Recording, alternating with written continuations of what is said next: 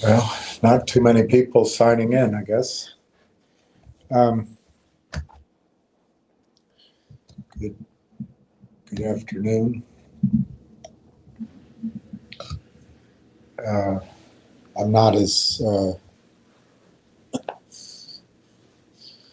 not going to start out this call as annoyed as I was yesterday, so maybe we'll have a better experience.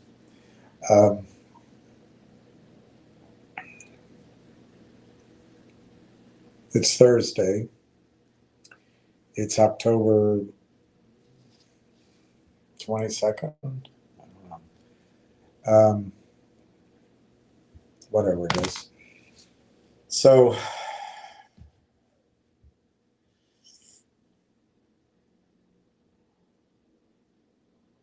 all I can say is my timing has been terrible, but I don't think the fundamentals or the story is at risk, are at risk. And I think that the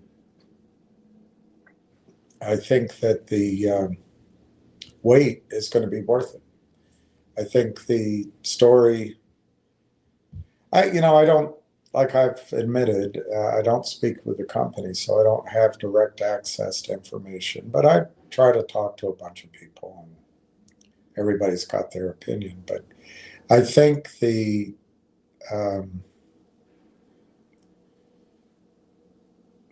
what do I want to call it, news or the events or just the magnitude of the opportunity, which will take a while to unfold. It's gotten bigger. So I think rather than be anxious about the delay, I think maybe one approach is to be grateful for the opportunity to continue to be able to buy shares of Railtown at a seed, to use the current vernacular, a seed valuation, or earlier, or lower, or better.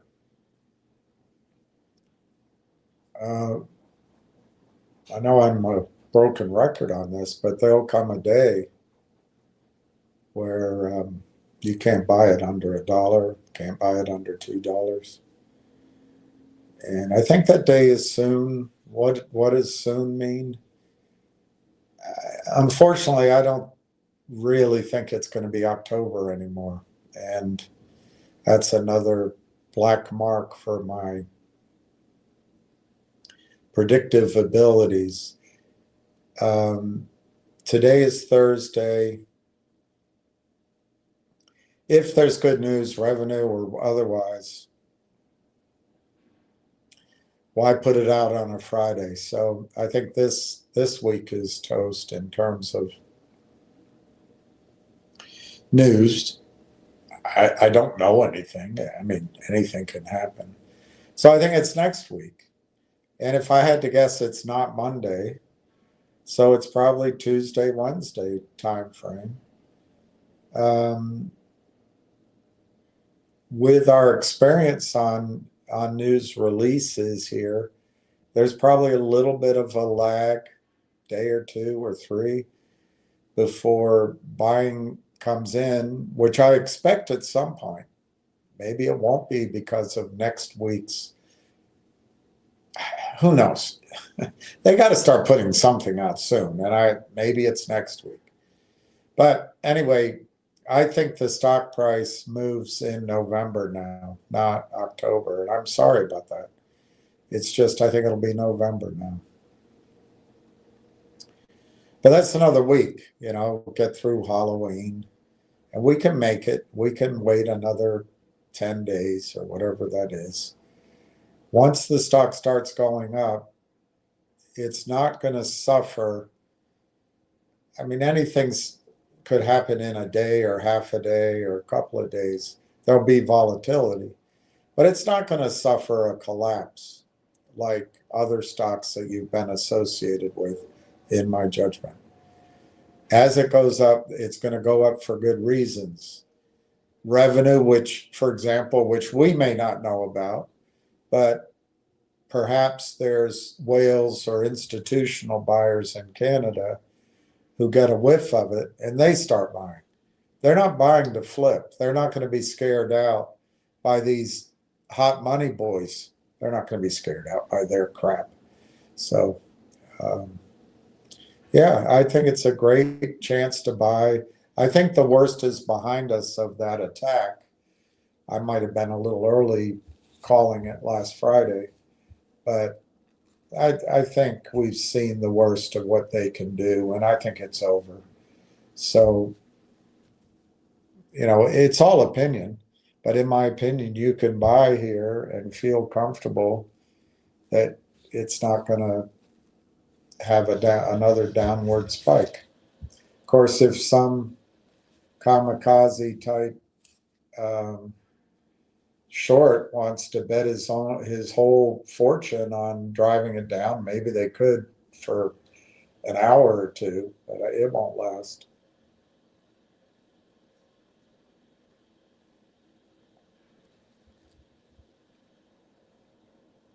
Anyway, let's look at the other stocks. Railtown is up half a penny at 42.71. Fingers up 11 cents at 166. I'd be careful there. They've announced an at-the-money financing for up to $50 million. And we all know what that means. It looks like an Irish group now, which I don't know. Are they part of the whole scheme? Maybe.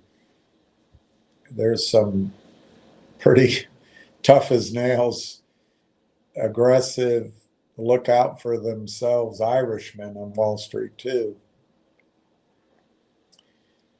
But anyway, whoever the clients are for Rafferty will start selling the stock as you buy it up. This is not good. This is not news to buy finger on. You shouldn't be buying finger on this news. You should wait till the financing occurs and look at the lay of the land then. But the odds are that clients of Rafferty are selling stock. Maybe, I don't know who's buying it. It's up. Maybe you are. But they're selling stock as it up. They build a pool of cash just by selling stock that doesn't exist because no one follows the rules and no one enforces them. And then the at the money will be done at the money, but it'll be maybe done at a $1.30 or $1.20.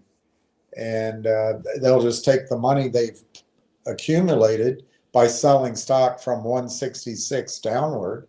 They'll take that money, give it to Rafferty, and hey, Rafferty's done the hard work. The whatever quote unquote fund it is, financial fund. Hey, our clients are willing to invest. Baloney. It's all made up out of thin air. Nobody works anymore. It's all cheating. Anyway, let's move on. Soundhound is up 55 cents to 18.31. GDC is up 1.5 cents to $4.19, essentially 4.20. G-Bucks is up 1.25 to 18 cents, 8.184. So let's go back to Railtown and see the volume. It's 113,000 shares.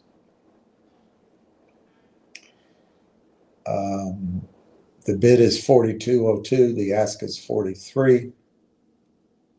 Last trade 42.71. I only see one last trade, so that's because I just signed in. 300 shares at 42.71. Looks like Trump is fully claiming the Ukrainian war as his own, and it looks like he's Joe Biden in a different look. He's withdrawn from potential peace talks, and he's slapped sanctions, heavy sanctions on Russia. So it looks like the neocons and the bankers who surround, and the Zionists who surround Trump are going to get us into World War III on behalf of a completely sleazy, murderous, corrupt, multi-billionaire, because he stole money from our funding, Zelensky. It's a shame. So get ready in your head that and I'm talking serious bombs, if they start flying over the next weeks or months, the stock market's not going to matter. It's just not going to matter. The United States is hell-bent on saving its banking class and stepping in where the British Empire either still runs it or failed. But instead of talking to Russia, being friends with Russia, we're going to go to war with them. So get ready for your life to change dramatically over the next months, years. Anyway, hopefully we have time. I think we will. I hope cooler heads prevail.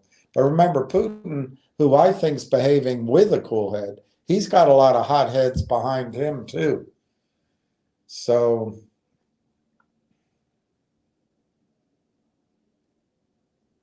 I don't know. We just have to keep our fingers crossed. At some point here, I hope. Look, I didn't add. Did I already tell you that I didn't add up the new shares yet? I do want to hear them. The reason is the spreadsheet I created. I'm at the bottom of the number of names, and I can't figure out how to. I think I'm just going to have to copy it and start over again.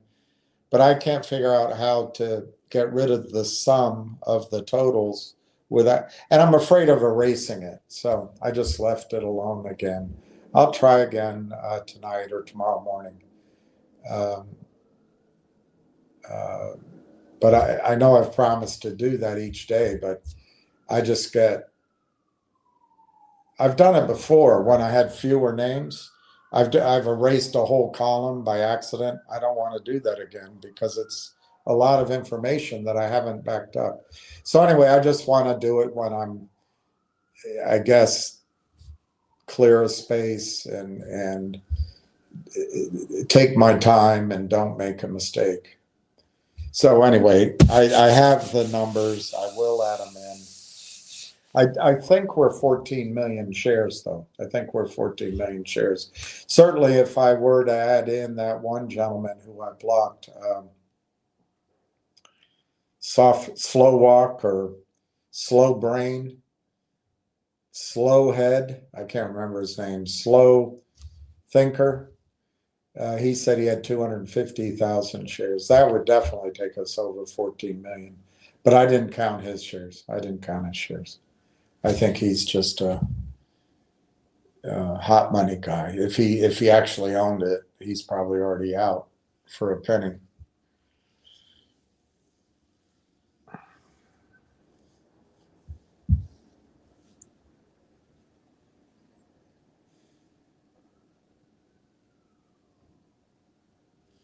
You know, I was talking to somebody today, and I've been thinking about it today. When I first started, we were trained not to churn people's accounts, not to just aggressively trade them. Now, what these guys come on and tell you to do is aggressively trade.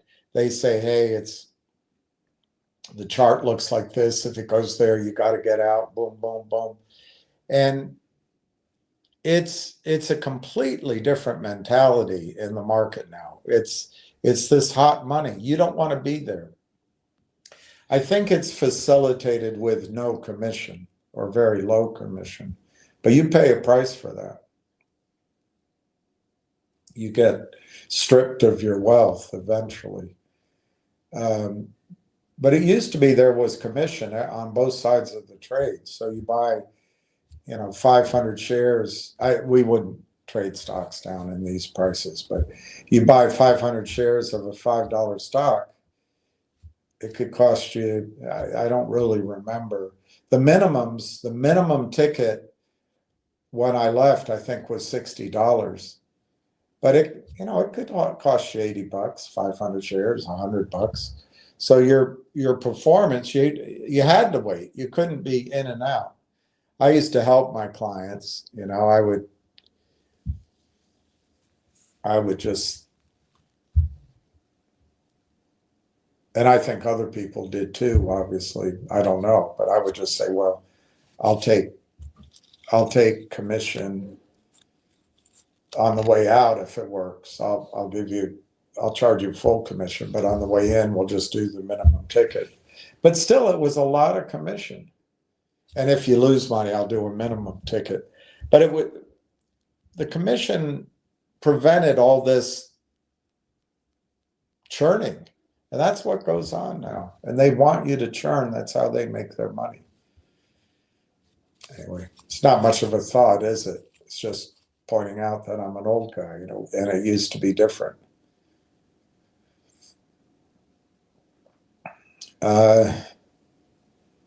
The bid is 4202, 3,490 shares. The ask is 3,443 shares. 43 cents is the ask.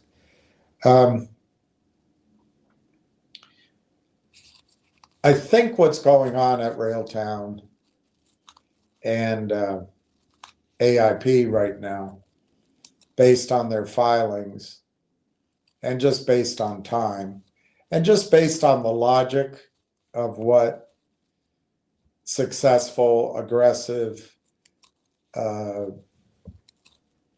trying to create their own fortune type guys, and trying to do good as well, to create a product that's powerful. I think what's going on is they're focused on getting that AIP vote finished. I think that's what's going on. And I don't think we have to wait much longer for that AIP vote.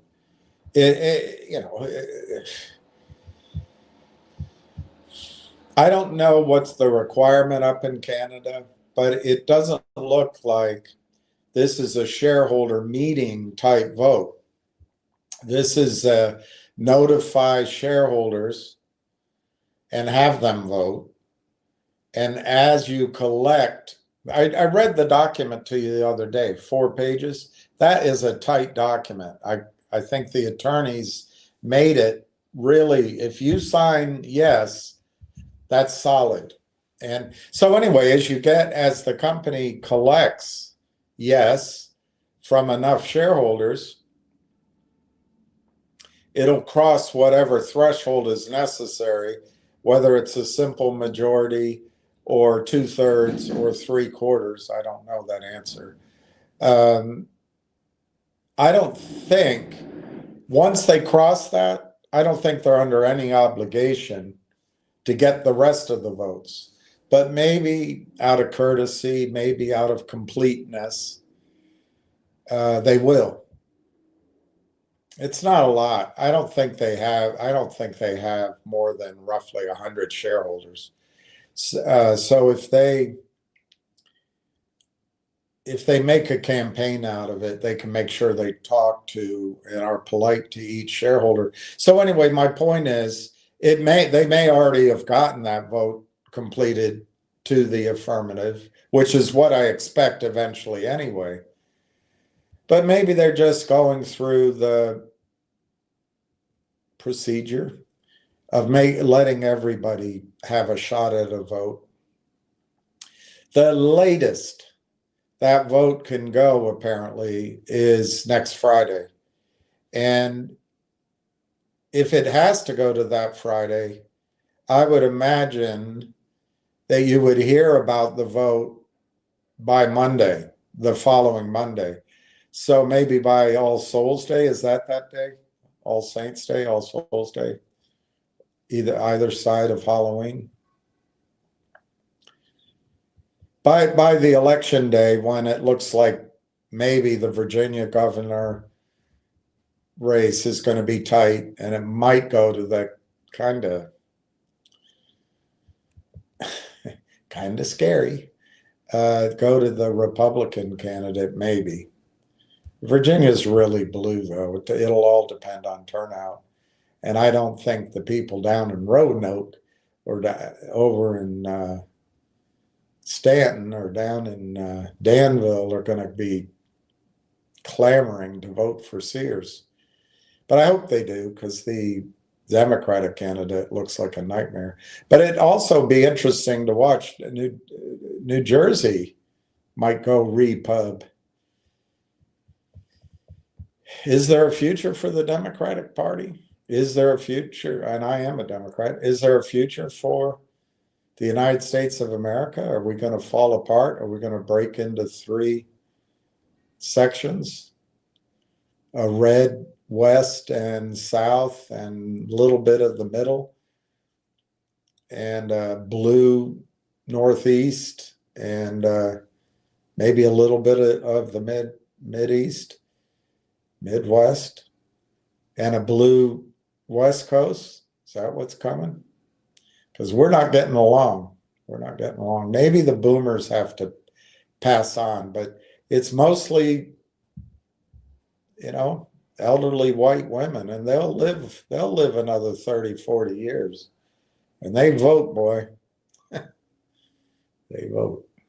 So I think the United States is going to have to go this path, this path of voting. There's a woman on YouTube. Her name's Pearl. I highly recommend watching her. She was in London. I think she had her YouTube, I think, was called Pearly Things. She was anyway, an athlete, played volleyball, obviously tall. And she's not an innocent, but on the other hand, she's not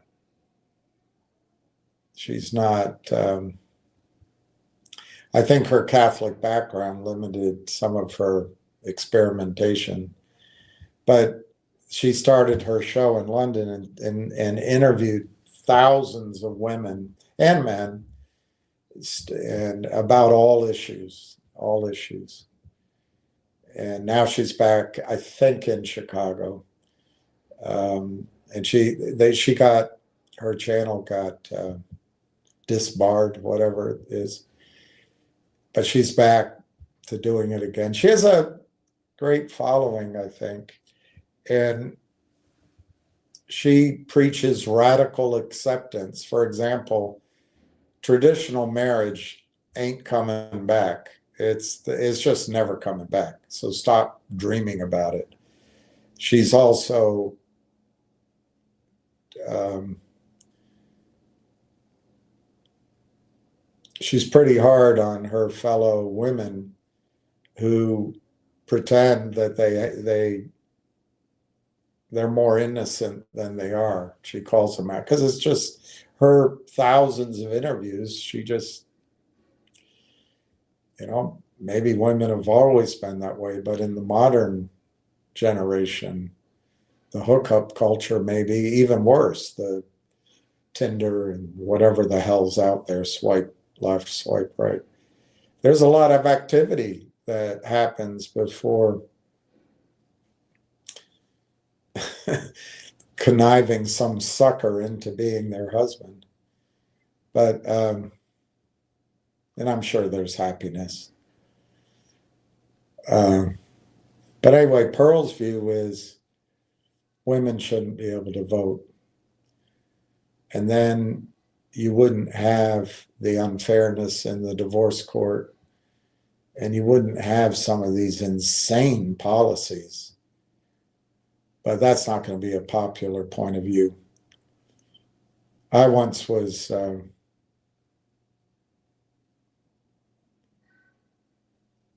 think I might have told you that, but I was with a client, great guy, a friend, a brother. He invited me. He owned a polo team, and he would play polo on the Queen's grounds. He played with William and Harry. I didn't meet William and Harry, but I stood, no further away than, the length of a car from them as they got up and talked, and it's all very genteel. Maybe closer than that, it was pretty close. If I'd wanted to, I could have walked right up to him, but I didn't want to be a typical American.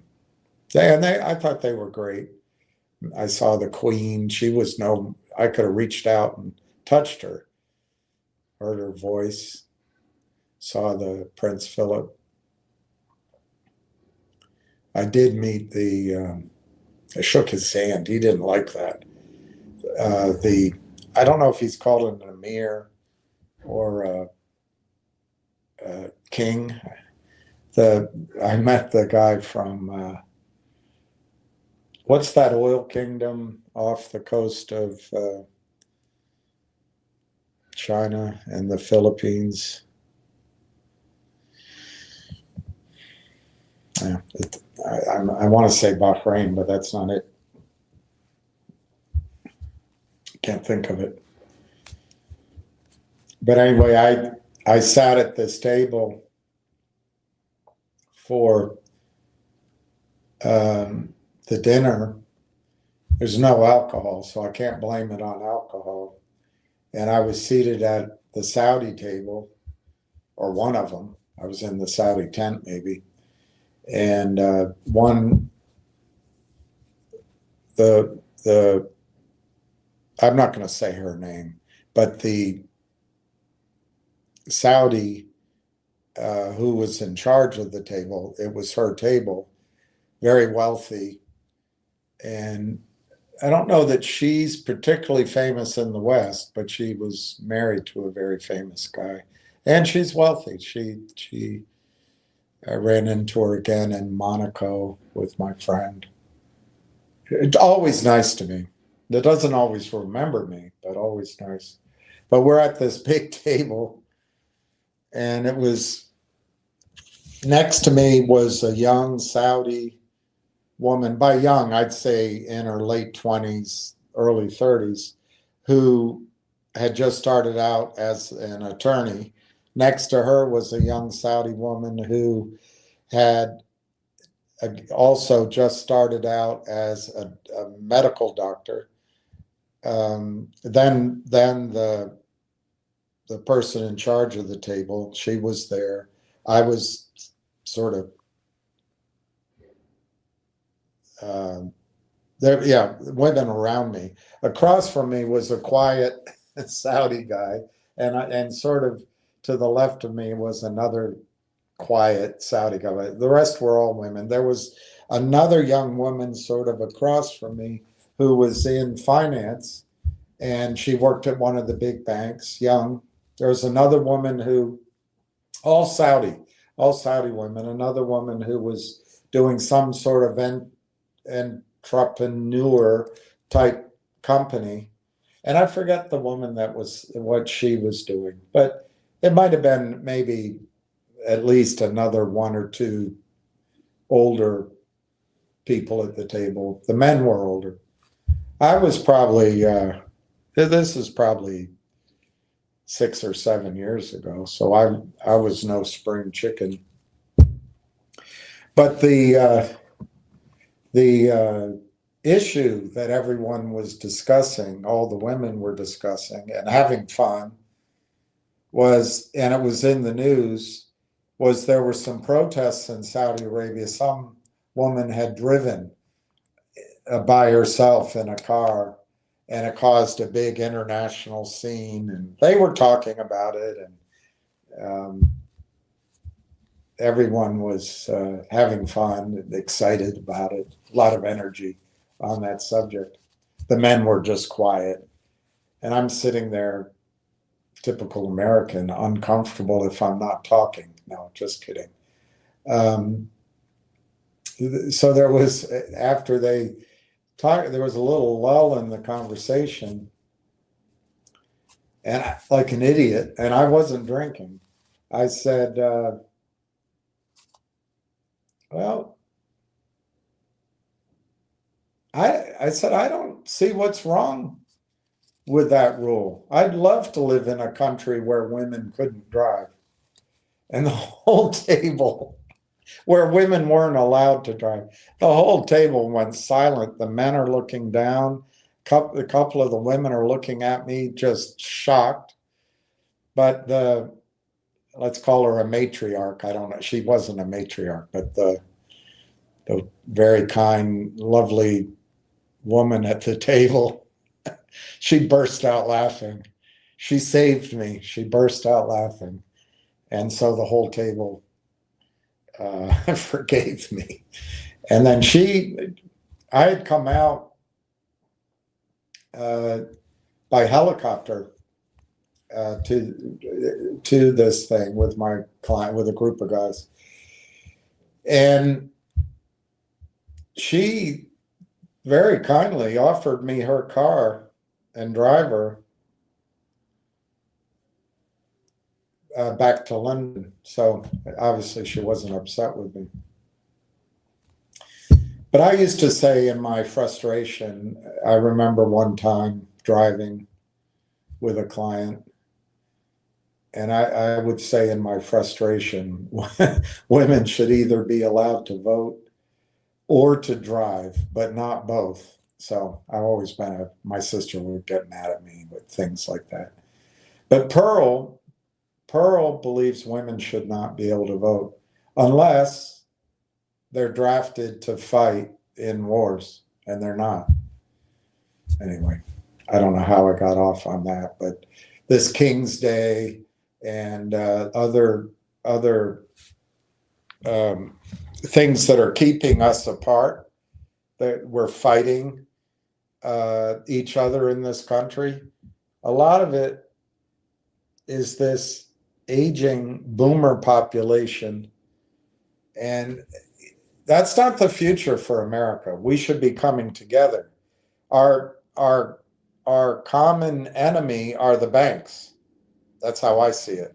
The concentration of wealth to a few men in the banking system, and that they control the media, they control Congress, and that overflows into their investments in medical companies. So our medical system, in my judgment, is not entirely trustworthy. It flows over to investments when the tobacco industry got a slap on the wrist. All those chemicals and all that addictive creation of products with packaging, it went to food. And our food, if you go in the grocery store, there is no food in a grocery store. It's all prepackaged. It's all, everything you buy has been touched and moved, and none of it. You got to go to a farmer's market to buy lettuce that has dirt on it, which you have to wash off, but at least you know it was grown in soil. Our military industrial complex is all corrupt. Our capital formation system is corrupt. Everything. It's all because power and money and the very printing of money has accrued to this very small group of wankers, and they need collateral. Obviously, there's something like 430 trillion, quadrillion. Yeah, it's like 40,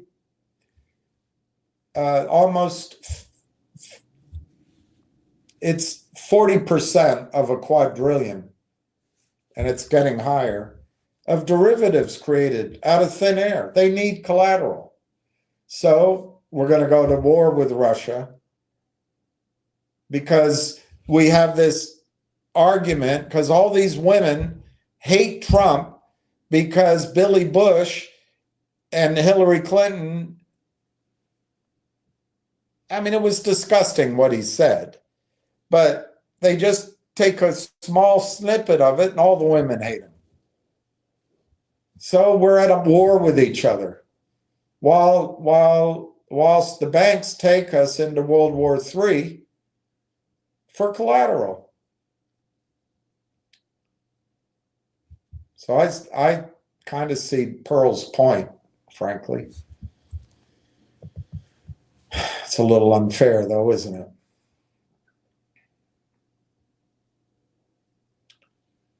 Well, I've been talking and the stock hasn't traded. It is still 300 shares at 11 o'clock that traded at 42.71. So I'll get back to talking about what I think's going on with Railtown. I think Railtown is focused on getting that vote with AIP finished. They may have already crossed the threshold, but I think they're probably in a sense of thoroughness going through all the shareholders' votes. The longest amount of time that it could take is until next Friday. And then on or around Friday, let's say Monday, the next Monday, the following Monday, is the latest we should hear about it. But I have a feeling we'll hear about it sooner. I think they filed all the paperwork. They already had 52% of the vote that they announced in the first news release. I have a feeling, who's going to vote against this? I have a feeling that we are on the verge or a week away. Sometime, let's say this coming Monday to the following Monday, that's the window. I think we're going to find out that the AIP deal is done. And that was a key part of what was expected in the previous announcement. And I think that will lead to at least a subset of buying coming into the stock once that's accomplished. I think there is a subset of buyers who either by mandate or preference have to wait until that deal is concluded. So I think that's good news. It's been frustrating waiting, no question, but I don't think it's a sign of anything wrong. I think further, when I've shown you the team at Railtown, to me, it's very impressive. Heavily laden with software talent and some financial markets talent. But I didn't notice in their CVs that any of them had run a public company before. I have no idea, but I don't think they have. So which has been my point all along, if the AI markets are booming and there's just activity galore, and it's impossible to keep up with, they may be stretched thin. Do they focus on the vote? Do they focus on sales calls? Do they focus on locking down new, talking to new revenue deals? Do they focus on their current pipeline? Do they try to do it all? My guess is they're trying to do it all, which is what I would try to do. And it's only been 2 weeks, I know it's frustrating, since they kind of half announced that they bought AIP, but I think it might be reasonable to cut some slack in the sense that that's not a lot of people up in the C-suite at Railtown. So what I've been describing to you is a company going from almost non-existence to being a multi-billion-dollar company in valuation. Normally that requires a huge staff and a huge infrastructure of human beings. And I'm sure it'll ramp up to that as it grows. But I would imagine that Corey and Marwan, their inboxes are overflowing.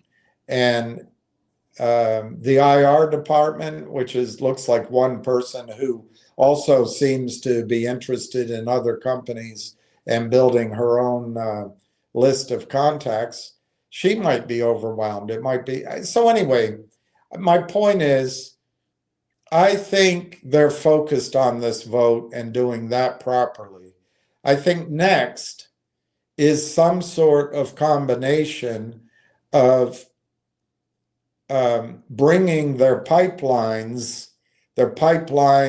contracts, I don't know how many, if any, but I assume they have a pipeline, bringing those potential revenue deals to signature. And that could be, it could be a lot of phone calls, a lot of meetings, a lot of late nights. I don't know how hard it is.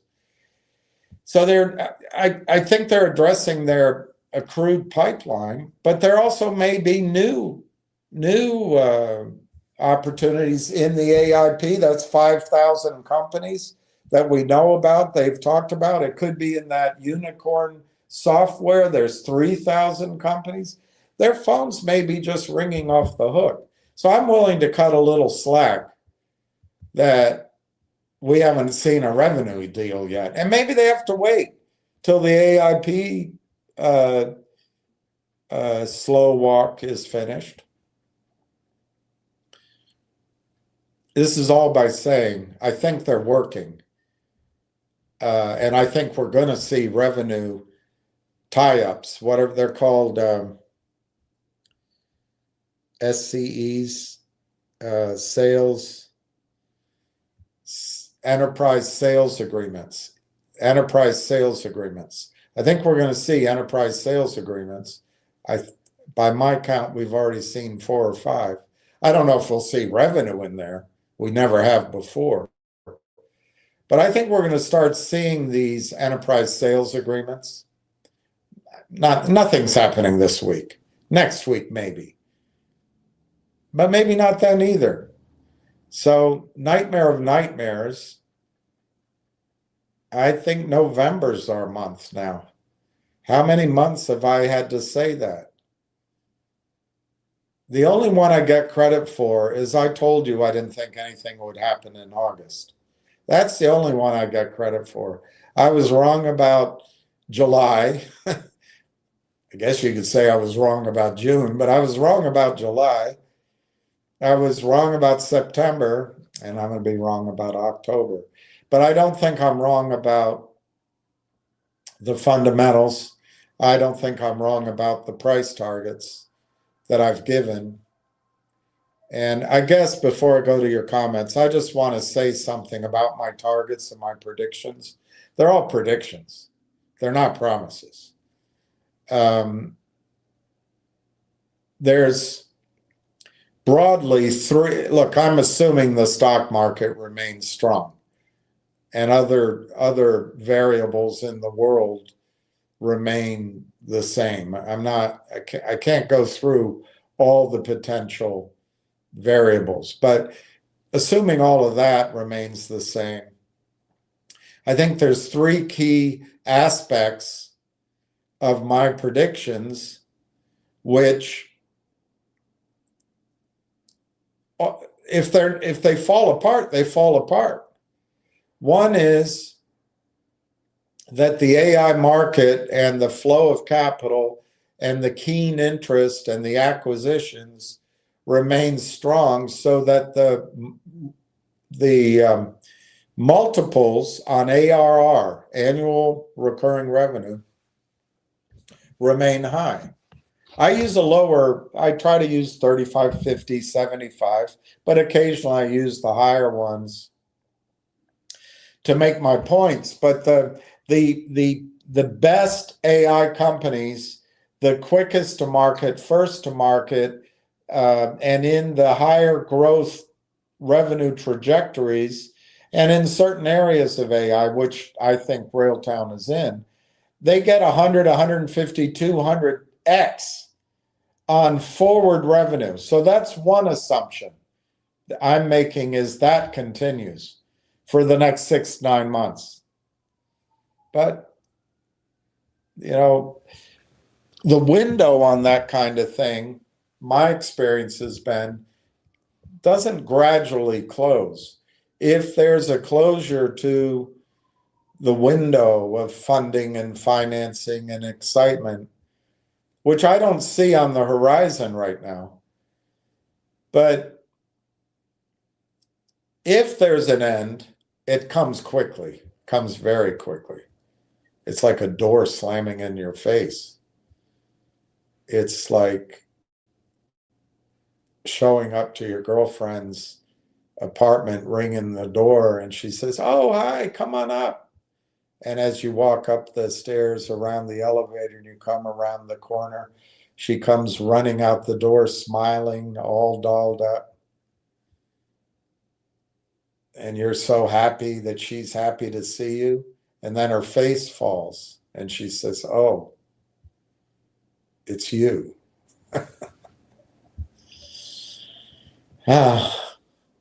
It happens quickly. The end comes suddenly. Anyway, that's one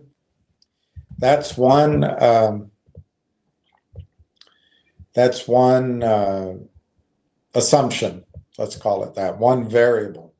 The second variable is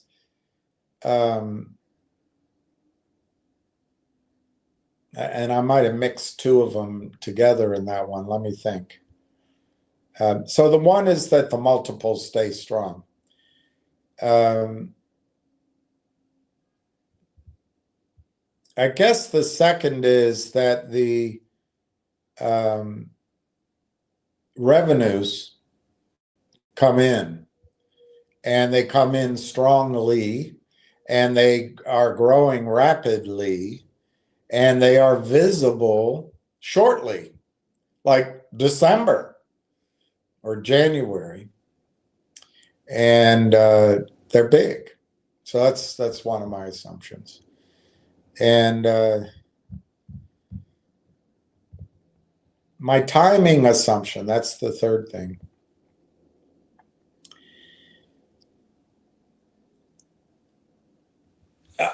I think a sensible view on an investment is to look out and say, I'm going to have to wait 18 months. I'm going to have to wait 24 months. Might have to wait 36 months. And that's how I approached Railtown post AIP announcement of February, post February this year, that things could happen quickly, but we're looking at 9 months, 12 months, 18 months, 24 months, maybe longer. But the more I look at it now,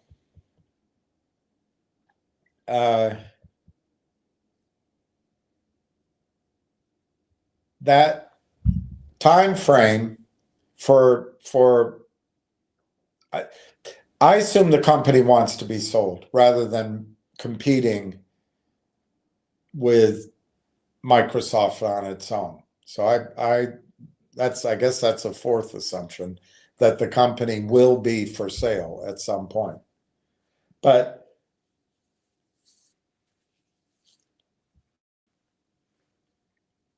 I think the principals at Railtown and the principals at the acquirers, whoever they are, for different reasons, are going, for completely different reasons, are going to want to accelerate.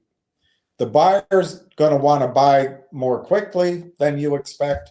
And I think Railtown will be open to being sold at the right price more quickly than you expect. That's an assumption. I'm not in the head of the people at Railtown. If they're stubborn and they say, we're going to build this ourselves and we're going to get it to $1 billion in revenue before we sell, that might work. But by the time it gets to $1 billion in revenue, the multiples might have come down from 200x down to 40x at the top. So all the benefit you get from increasing revenues, you lose potentially as the multiples contract. I don't read these seasoned, they call it, financial guys. I don't read them as willing to make that mistake or take that risk. It may not be a mistake. I mean, the multiples could stay strong for a long, long time.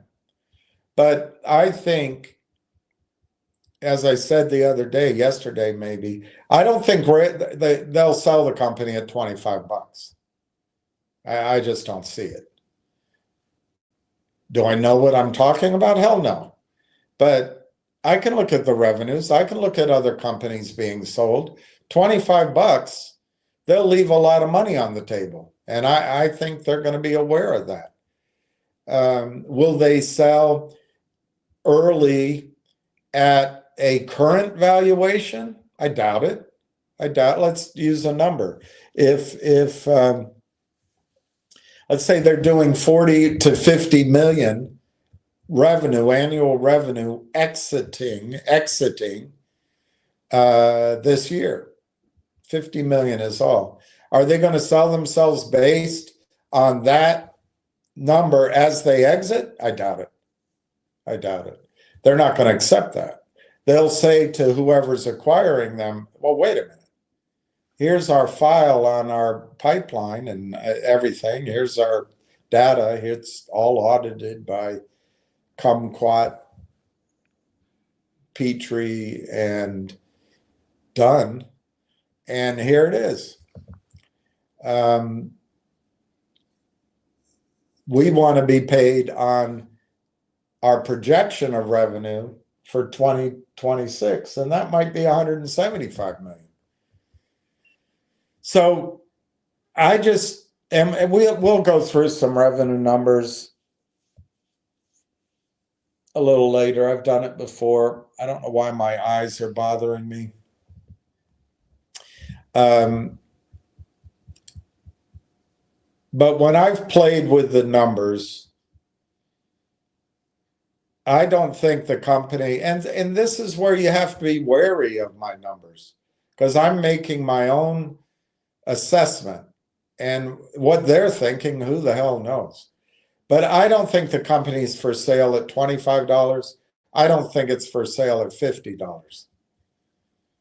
75, 75. But at 75, I think they'll open it to bidders. If one buyer comes in and doesn't want the company put out for bid, personally, I think the number starts at 125 and may settle in at 150 or 175 a share. But that's based on forward projection revenue. So that's saying that an acquisition would happen on forward revenue. It's saying that revenue will be robust and growing. And it's saying that the multiples still stay strong. So any of those variables can change. But I don't think those variables are likely to change over the next 3 to 6 to 9 months. The longer you wait, the higher likelihood the variables change, which brings me to my point that's been growing on me for the last 2 or 3 weeks. I think they're going to potentially be sold sooner rather than later. It's an assumption. And you never should make assumptions. You make an ass out of you and umption. So don't count on my projections as sacrosanct. But at the same time, if you can hear from my numbers, don't get scared out. Don't get shaken out of the stock because these boo boys come on and they tell you, oh my gosh, you got to win at $3. Come over to my town stock. Get out of Railtown, come to my town. Everything's green on my screen. Railtown is up 0.5 cent at 42.71. Fingers up 12 1/8 at 167.5. Soundhound is up 71 cents at 18.46. GDC's up 3 cents at 4.21. G-Bucks is up almost 2 pennies at 19 cents. And it's 2 o'clock. And I'll go down your comments. I do have some things from yesterday, a couple things maybe from today that we can talk about. And yeah, I guess what I'm telling you is I think the stock will be up next week, but I think the big move is now November. Sigh. Account settings. Good afternoon. Good to see you. Pat M. Well, all right, you guys. A young guy like you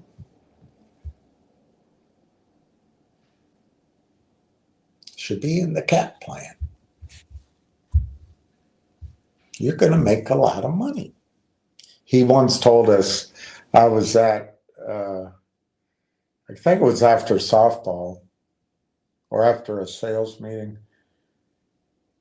Anyway, I showed up. It was in Bethesda. There was a big office gathering dinner or something. I was a little bit late. You know, I had so many places to be back then. But I showed up and the manager was there, the sales manager, and me. And a couple of younger brokers, but just a bevy of sales assistants who back then were female mostly. Very rare to see a male sales assistant back then. And he said he was in his cups a bit. He said something like,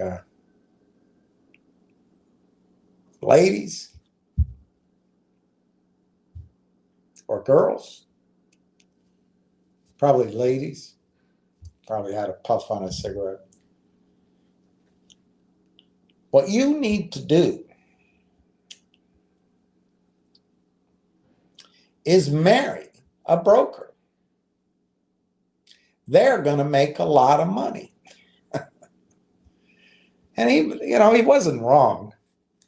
It's just, I guess, sexist in a way, but a lot of those sales assistants married brokers, and they made a lot of money, and they live in nice houses, and their kids go to the best schools, and they'd have the best vacations. So it wasn't bad advice. But I remember it because it rang it was like a tin ear or a thud. DMAC. Hola, Eric B. Another standby day. Absolutely. I personally don't think anything happens till Tuesday next week in terms of potential announcements. But frankly, they got to start it, because I don't even know where to begin. What are they going to announce? Other than the vote, what are they going to announce? So they got to get the ball rolling. Maybe they don't announce anything next week, and maybe it's the following week. If I were the CEO, which I'm not saying I should be, by the way, just thinking about and I'm busy as all get out, what I'd focus on, that vote matters, because that's unfinished business and it's a limbo. But that's kind of Dr. Tom Core's job. So I just make sure that got done, and I bet it is. I bet it is going to get accomplished. But the other thing I would do, I would just be locking down revenue. That would be my main thing. If there's 2 dozen, 3 dozen revenue deals calling in whatever stage, that's all I would focus on. I would lock every single one of those down.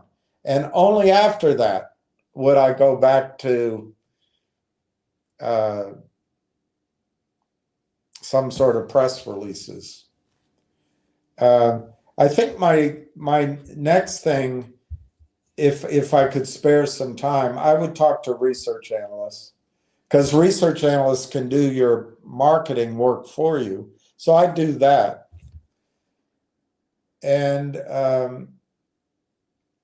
I would also talk to institutional investors.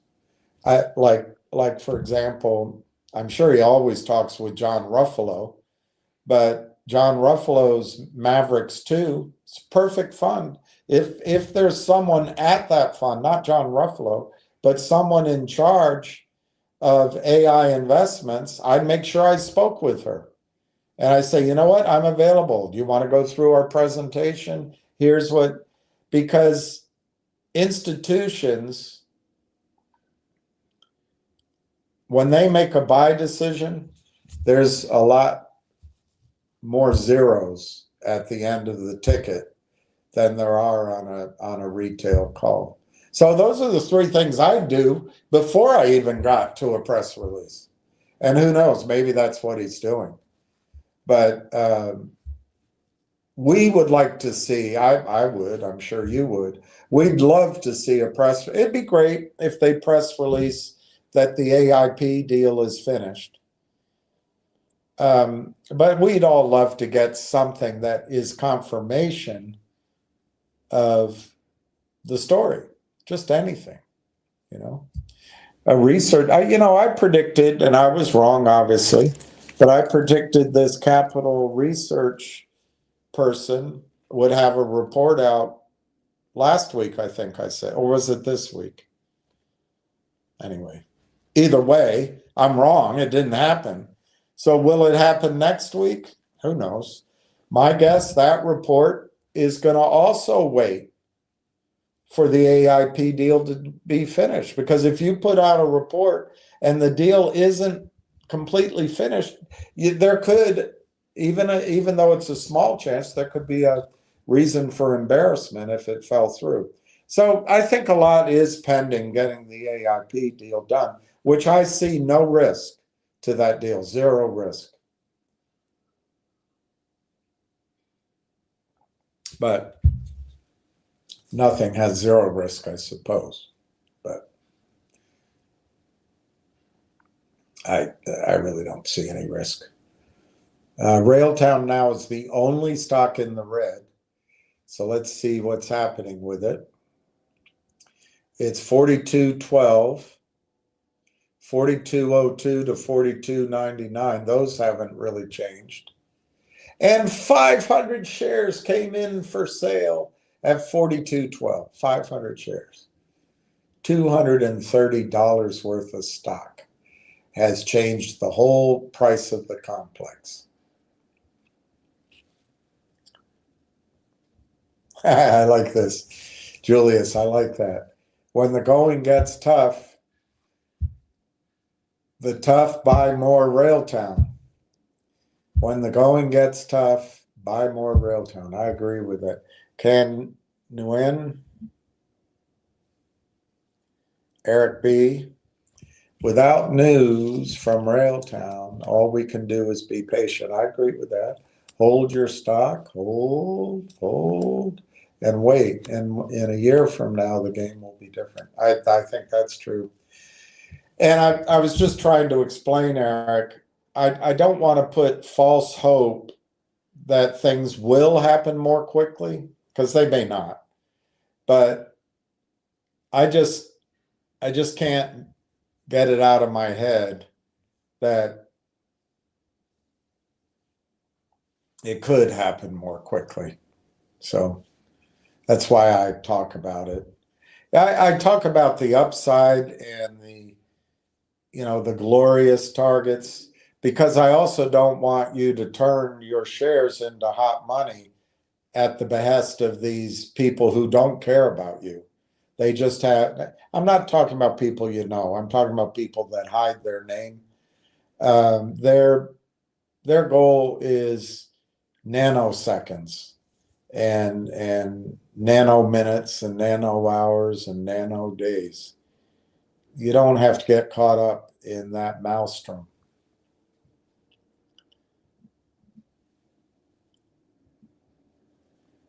Eric B., I'm in RT for a long position, so get a good cup of coffee, watch the leaves turn orange here in the north, take a walk outside, and change my mind. I agree with you. I think Railtown's one of those positions, once you've built it, you should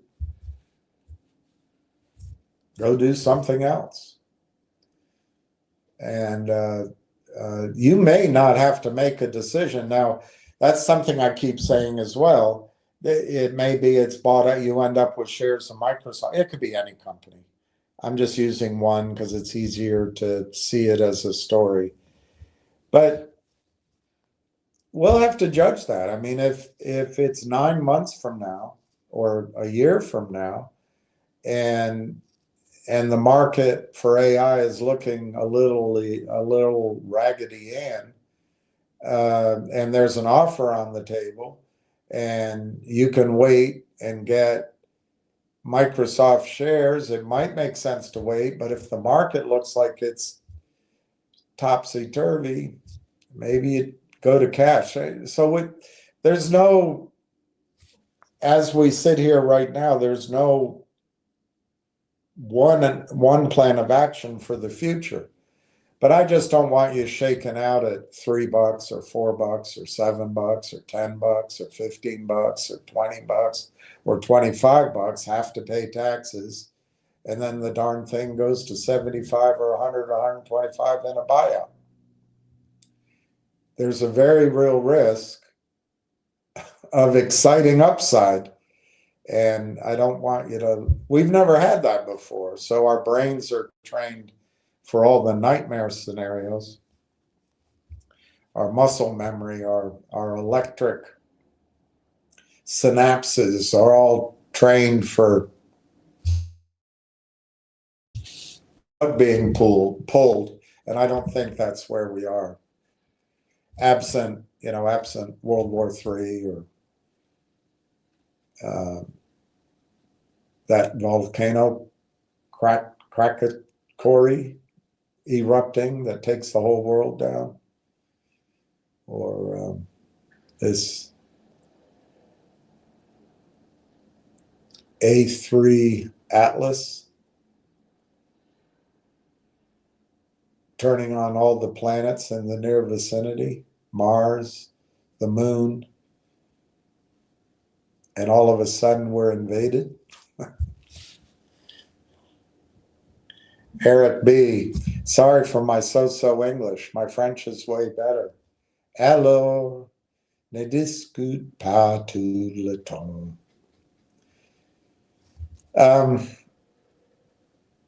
Yeah, that's right. You're up in Canada. I wish I spoke a different language. I studied French. I was horrible at it, although I got A's in it when I was younger.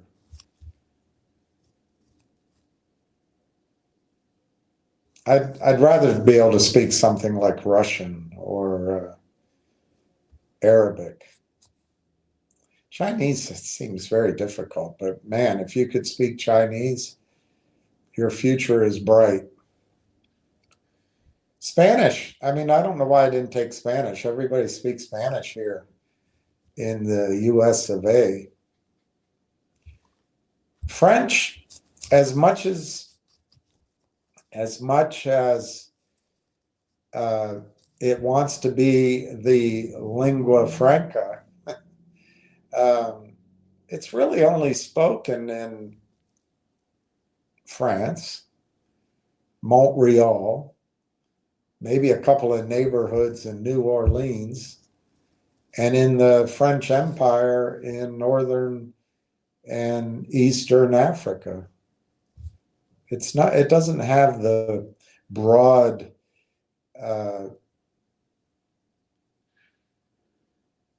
application, but I wish I could speak it. The chicks dig it, don't they? And all those movies and the music. If the Beatles had sung in French, French would have conquered the world. But alors, they sang in Liverpudlian. Donna M., you reached your goal of a... All right, I gotta write that down. Donna reached 100,000 shares. Yay. Now we got to make sure we sell right. But for now, sit tight. For now, sit tight. Good things happen. They, you know, the guys here yesterday wanted you to think it won't happen, doom and gloom, lifeline, yeah, all the negative spin. But good things do happen to investors sometimes. And I'd say that as a group, we've gone through enough of the pain and losses. Maybe this is our turn, is to have something good to happen. Donna, 100,000 shares, that is beautiful. It's beautiful. Any number that I've given, and of course there's a risk in predictions that I'm wrong.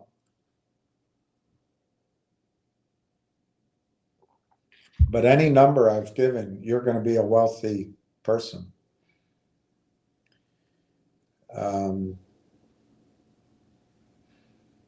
So congratulations, Donna. I think that's awesome. I really do.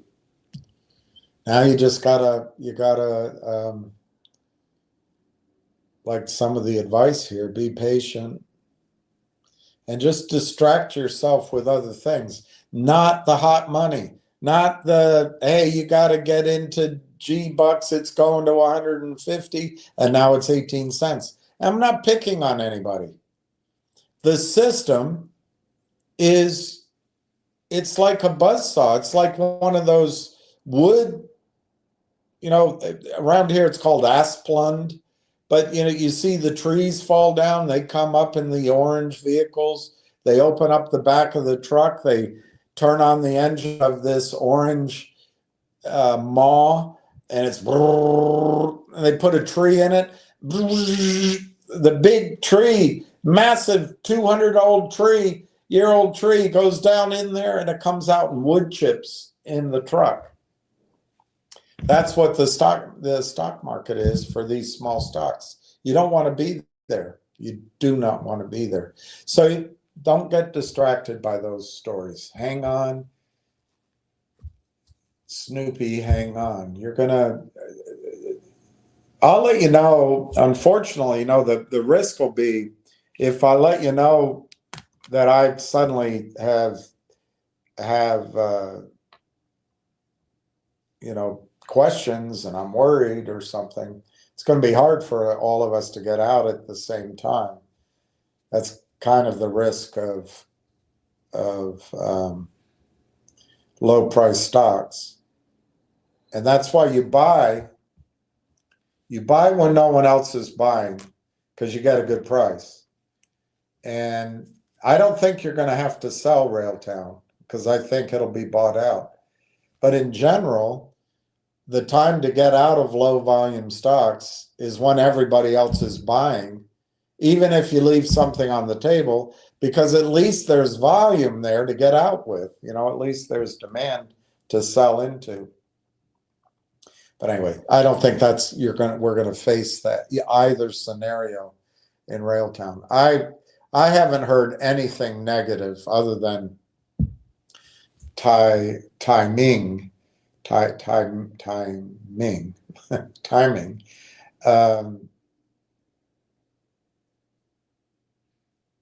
which I don't think we have much longer to wait. We've gotten through the disappointing part. We've already gotten through the disappointing part the last 2 weeks.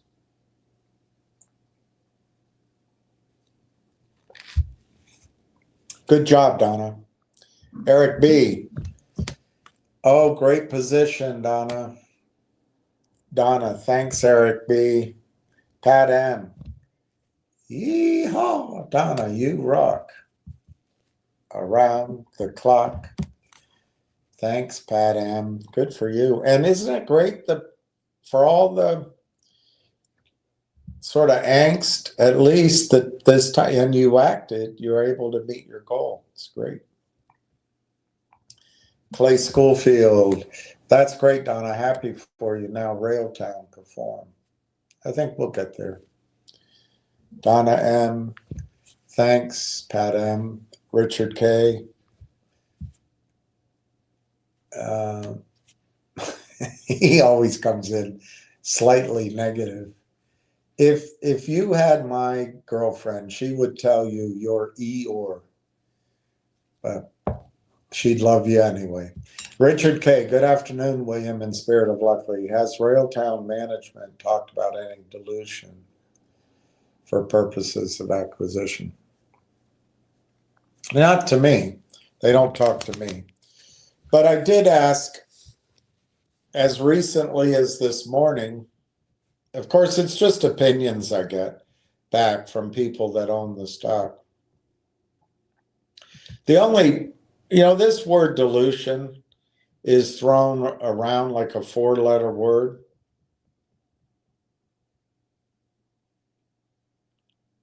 Let me just assume it's so. When Microsoft buys Railtown, they're going to issue stock to do it, in my opinion. And Microsoft is in a real market. It might be overextended, it might be overpriced, but Microsoft has research analysts, it has buyers. There may be short sellers, but there's buyers on the other side, and short sellers have to be careful because of the momentum of buying. Now, if there's a collapse in the stock markets, shorts may get involved. But if you remember the movie The Big Short, those guys were short sellers. They had to go get derivatives to short, and it was painful to be in a market that was going against you, where institutions put money where there's big money. it's a real market. It can get out of whack, but the criminal activities that go on as a matter of course in Adina Friedman's NASDAQ and Charlie Cromwell's over the counter, they can't go on up there. So when Microsoft, let's say Microsoft paid I don't know what the darn thing's worth. Let me look it up.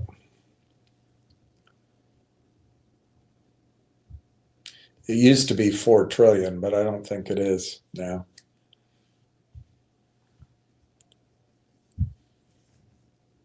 Well, 3.9 trillion. So let's say they issue 39 million shares to buy Railtown, 1% of their stock. No one's going to call that dilution, but it is dilution. You're issuing new shares. It is dilution, but no one's going to call it that way because Microsoft has the ability to use probably at a minimum fully valued shares as currency. And they come in 1% of their stock, newly issued, and they buy Railtown. But technically, that's dilution. We're so used to dilution, like Finger Motion is about to experience dilution. We'll see how bad it is. Maybe these guys' O'Flaherty are reasonable. We'll find out. But the likelihood is Finger Motion's going to experience dilution. Well, what's their choice? They got to pay the bills and they got to move forward. I don't think it's necessarily bad because the other alternative is just go out of business. Or if you look at a MULN or an MMAT, the board says, oh, we got to do this deal. And next thing you know, it's a toxic financing and there's a flood of new shares. That's dilution. But it's a range of experiences. So I don't think dilution is negative, Richard K. I really don't. Just because a company issues shares does not automatically mean that dilution is a 4-letter word. It's much more important, what are they buying with it? Are they using overpriced stock, which never happens in Adina Friedman's NASDAQ or Charles Cromwell's over the counter. But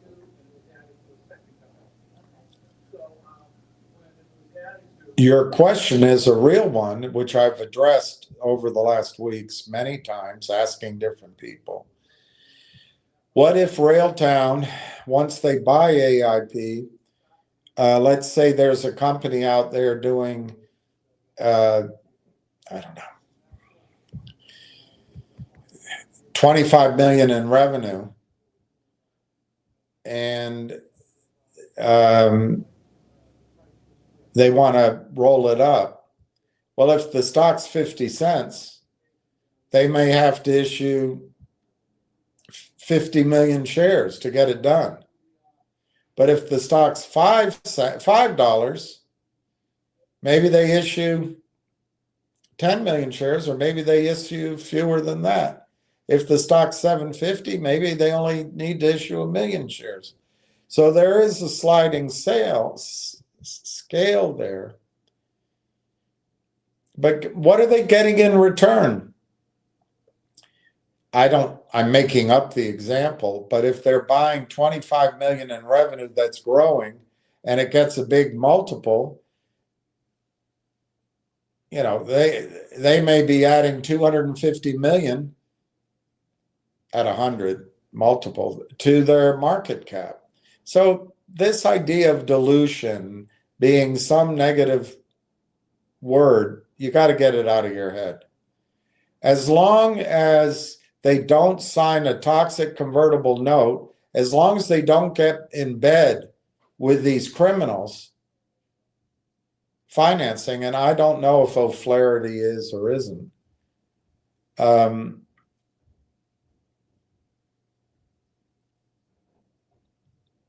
you're just using the wrong word, and you're trying, I don't know if you're doing it on purpose. You do it with all of your comments, though. I don't know if you're trying to bring up something to cause uncertainty or not.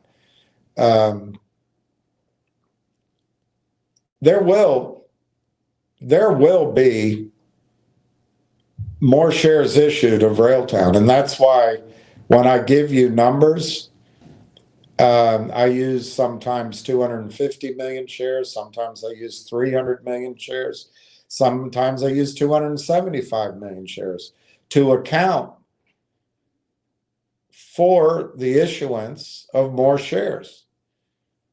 So maybe it's a good time to try to do a revenue projection if I can find my board.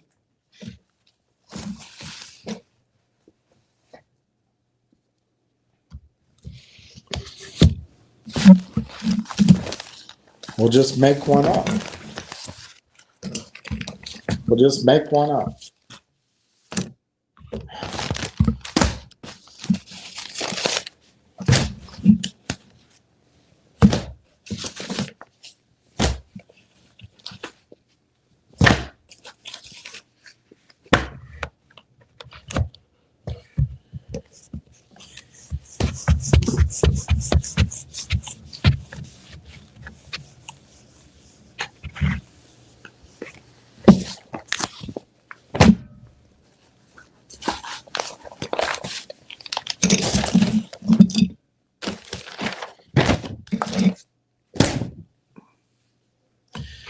So you call it dilution, but what if Railtown, there's two parts to the company, as you know. There's going to be Railtown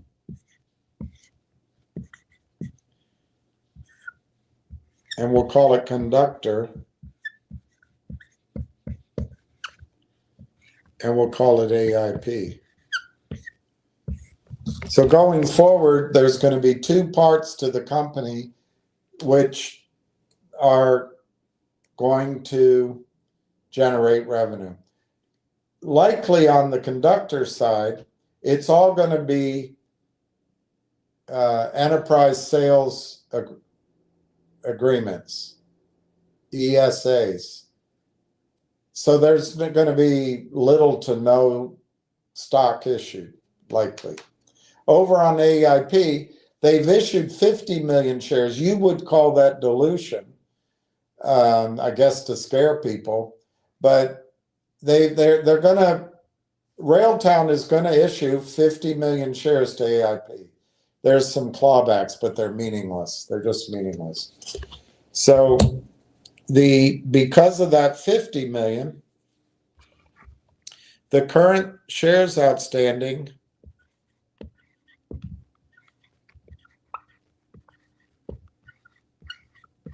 are something like this, fully diluted, 222 million.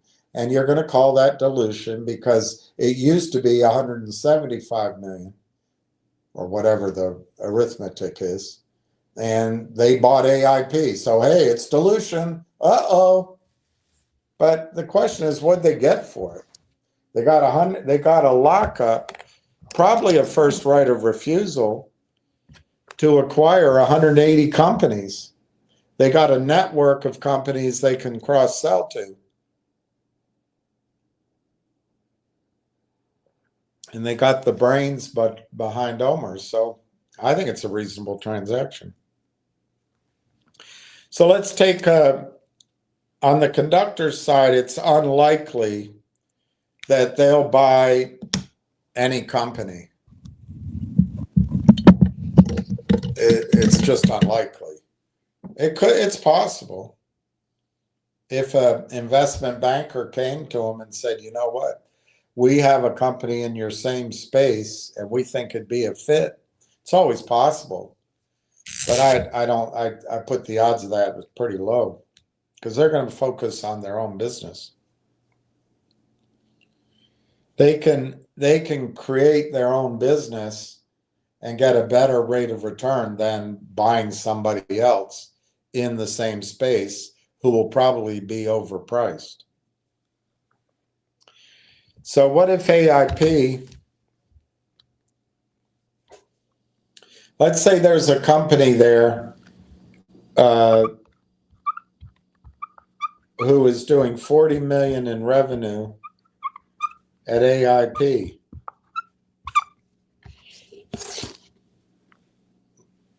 That they want to buy. We know there's 400 million, so I'm just taking 10% of that. 40 million, one company they want to buy. They want to roll up. And so your question is, what about dilution? Well, if they did it right now,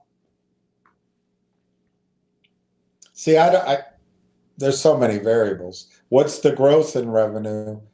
Is it in one of the hot areas of AIP? Let's just use, and they're not going to pay full price. They're going to expect the companies that roll up to get stock, and then they get their reward as the stock price goes up as part of an amalgamation.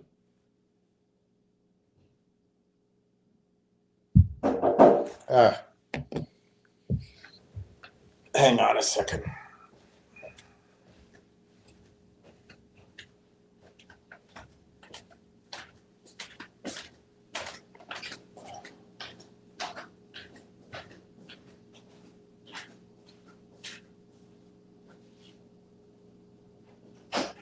Hey, Bill, do you want to buy this place? Yeah. You do? Yeah. Good.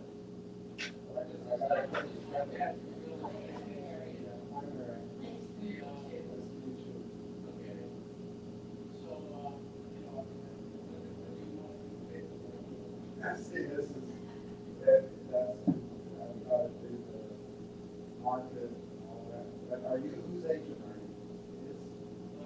you? I haven't.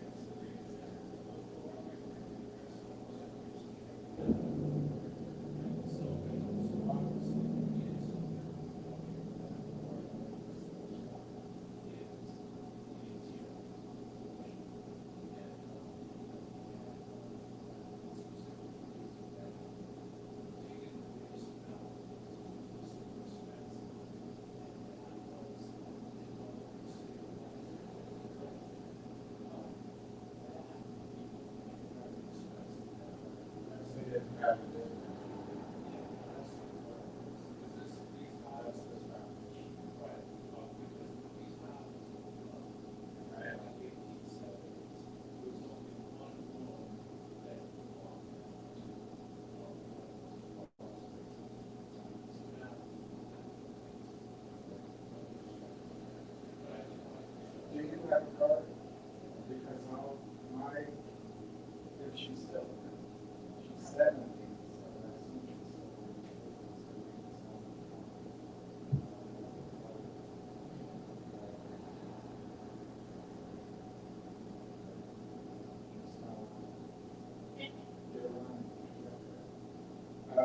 yeah, I'll do it.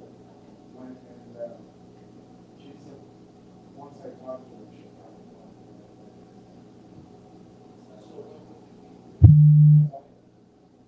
I don't know, it depends on what I hear back, but,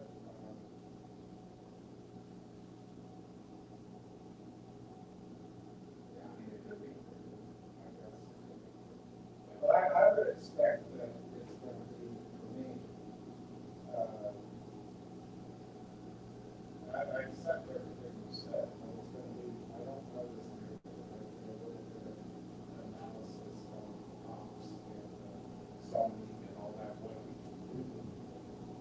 But I also, I'll follow my Asian parents, but I used to have three of them. You can, but I don't really have them.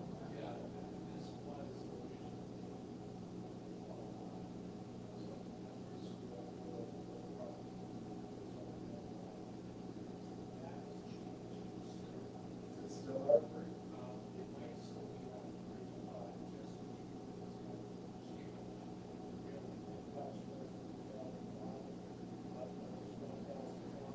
Yeah.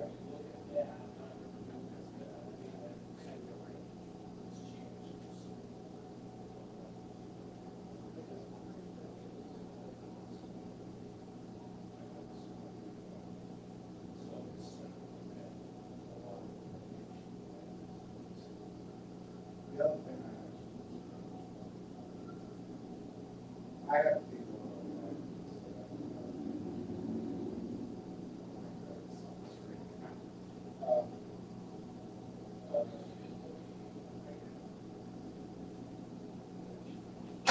I'm on the phone, so I'll go back on every, everything's a mess. All right, we'll talk to. And I sleep on my couch, so I apologize for that, because there's. It's okay, bed I bugs. can see. Has that. Okay, all right. So, and then through that door is the another closet. Okay. But also the door. Yeah, that bedroom, that bathroom is between the two bedrooms. Sorry about that, everybody. They're just, this building is for sale, so they're walking through. If there's noise, sorry about it. So basically. I forgot where I was. Dilution. So if the revenue they're trying to buy is 40 million,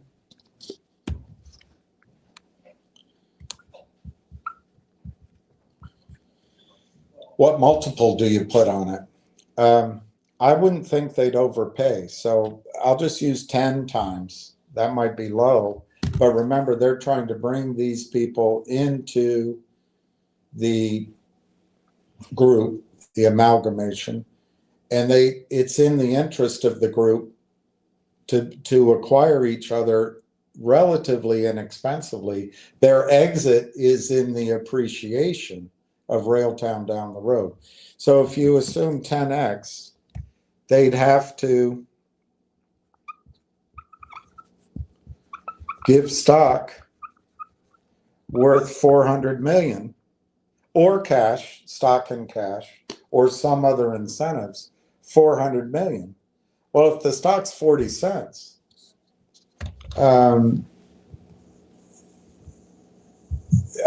me just, I should be able to do that in my head.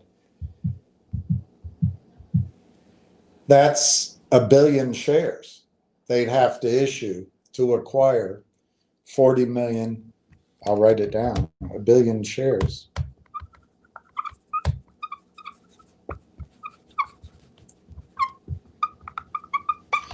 So you start with 222 million shares, and to buy this at 10x, you got to issue 1 billion shares. probably more, at 40 cents.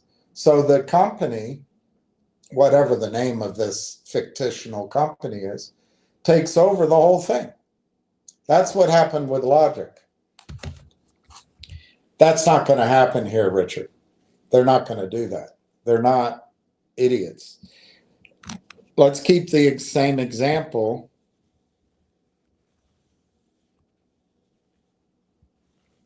Let's keep the same example, the same starting number of shares, 222 million, and take a 40 million in annual revenue at 10x.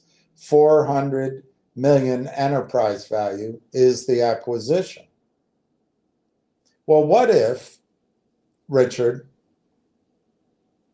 you allow for, which I know is elite in your ability, I'm not picking on you personally, it's a leap in one's ability to perceive the value of Railtown because it's been under this pressure with an absence of buying. The buyers are on strike almost with the constant selling. But if you assume that Railtown is worth $1.1 billion, which is the minimum, any of the comparable companies which are SOC2 approved have commercial products, have some revenue, even if it's a little bit, and are first to market, best in class. If we use that 1.1 billion,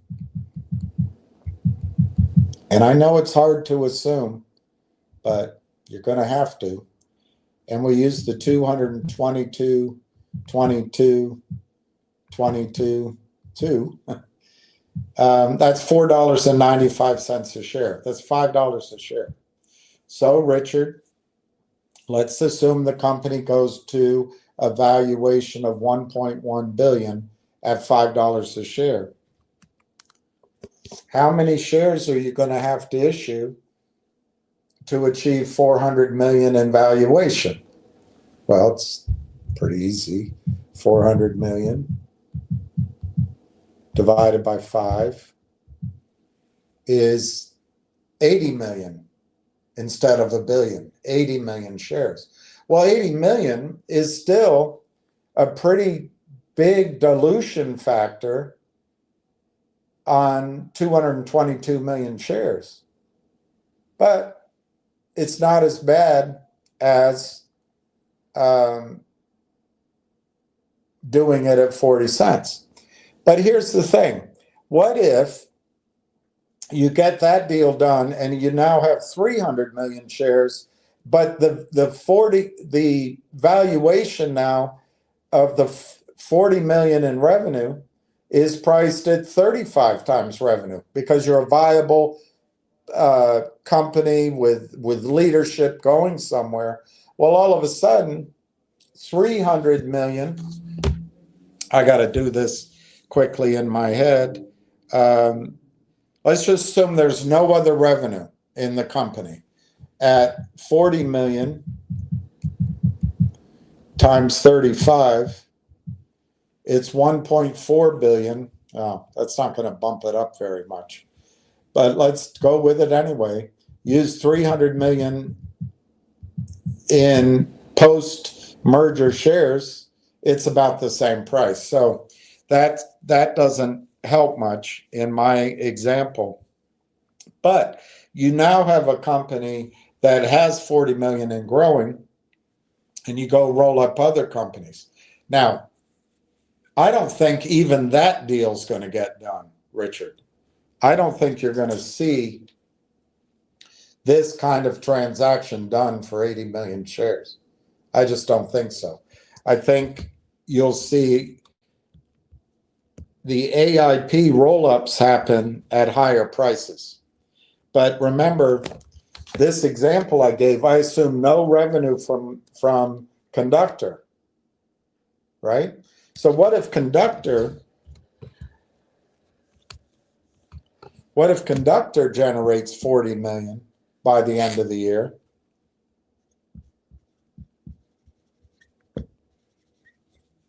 But that's not valued at 10x. Let's say that's valued at 50x, 2 billion.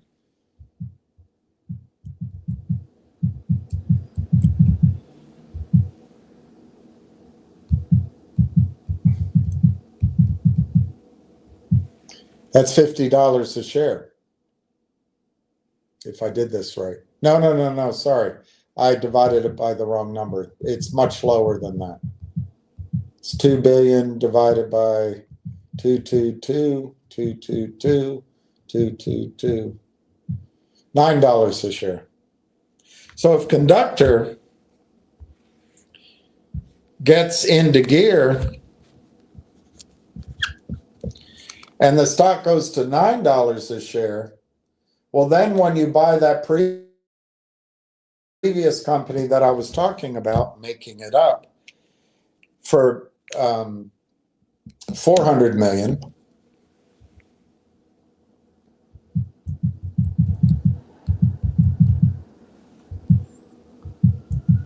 you only issue 44 million shares.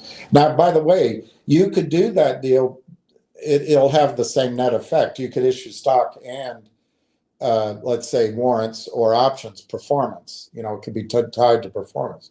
But anyway, then you take your 22 million, your 222 million, you know, the 222, 222, 222, and you only have 266 million shares out. So there's a lot of hypothetical there. But what I suggest to you, Richard, is they're not going to acquire, they're not going to roll up any of the AIP companies whilst the stock is 40 cents. I don't think they'll do it even below $10, but they could. Depends on the deal. But I doubt it. So I think the revenue that you're looking for in the next, I don't know, 60 to 90 days is all going to be Conductor revenue, so that the value of the company's per share stock price is much higher, so that when you go roll up AIP, it's not murderously destructive to the cap table. Now, as they bring in that revenue, let's say you have 40 million from Conductor and it's worth 2 billion, you roll in one of these 40 million and maybe that's worth 2 billion, you have a company worth 4 billion just on that. So that's a whatever price, let's call it $9, $10. Well, the next company you roll up, you don't have to issue that many shares. Now, if I were those companies rolling up and I knew this was going to happen, I would try to organize it so I'm included. I would say, why don't you roll up, I don't know, 5 of us, 6 of us at the same time. I'd want to get in at the early valuation. But I want to show you something, Richard, after I get through these comments.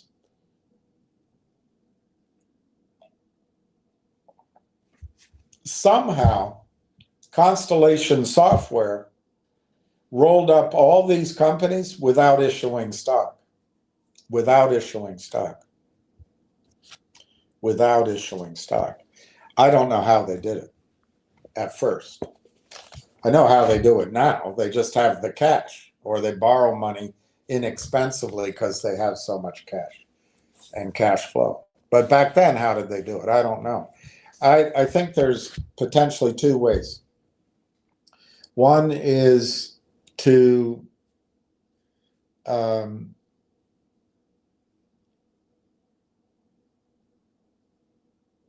set up a parent company and then establish a daughter company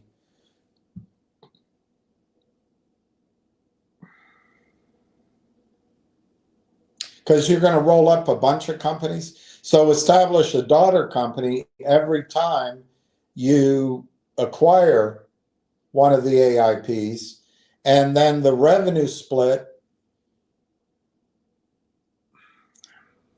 See, I'm not creative enough, would go through the parent company. The revenues would go there and then be split out to the daughter and to Railtown.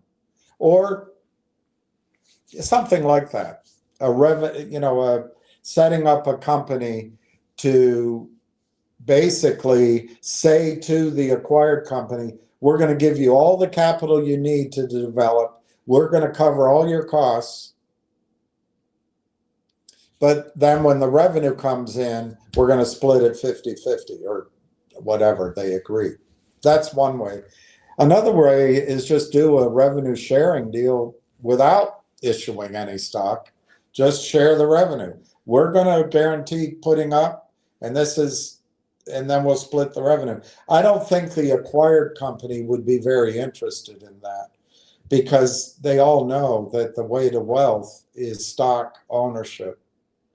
So I'm not involved in it, and I'm not an investment banker anymore, and certainly not in this field. So there may be other scenarios to come up with where you don't have to issue any stock and you can acquire a company and somehow give bonuses. I don't know. But Richard, if your question is, are they going to be stupid like Logic? No, they're not. They're not going to be. And I would imagine that one of the reasons that Railtown agreed to buy AIP, I don't know this, but I would insist on it. Do you have a ROFR with each of those companies? Because once you have a right to buy the companies, you don't have to exercise it right away.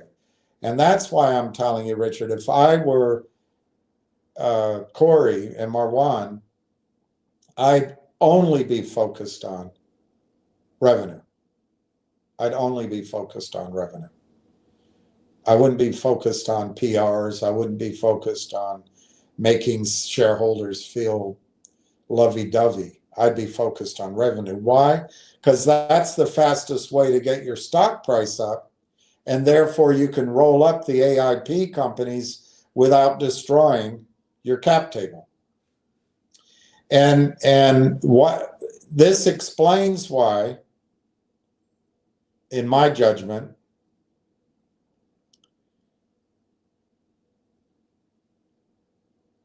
I'm trying to do it in my head. It's a moving target, I guess. But this explains why the negotiation, I have no idea how the negotiation went. It looks like they're both friendly teams and they wanted to merge. But that formula is so complicated, it looks like there was a negotiation. In other words, Railtown, my guess is, I'll make it up, they wanted to pay 15, they wanted AIP to take 15% of Newco. Maybe AIP wanted 30%, maybe they wanted 50% of Newco, but they wanted a bigger number. And so Railtown came up to 17.5%. It's in the documents that you see. And then they put, that's 40 million shares. And then they put in this clawback, which is meaningless. Those shares are going to be issued. But they put in another 10 million with kind of a save face formula. They got the post-acquisition percentage to 22.5%. I would argue that's very high. In a way, they overpaid, in my opinion. Why? Because AIP really isn't anything. It's just a network. But here's where it becomes, deals are an art, not a science. And you've got to walk away from the table feeling like, darn it, I paid too much. And they've got to walk away from the table feeling like, why did we sell for so little? It's just life. And it's fast moving, except in Canada and except with their law firm. So you come to 22.5%, roughly 22.5%. Well, my guess is Corey's thinking that gives him 27.5% to play with. To me, when you're going to merge two companies, 50-50 is your starting point. So in his head, he's saying, I've got to buy AIP, but then I've also got to buy the underlying companies. And I want to buy a chunk of those companies and that revenue without going over a 50-50 split. So in my mind, Corey, and I guess I could figure it out, 222, 222, 222 is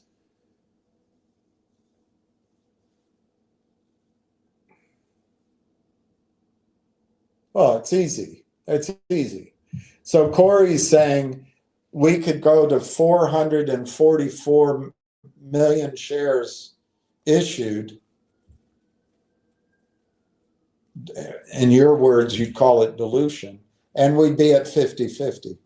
Well, no, it's not really that, because he already gave 50 million. So let me do it differently. 175 times 2.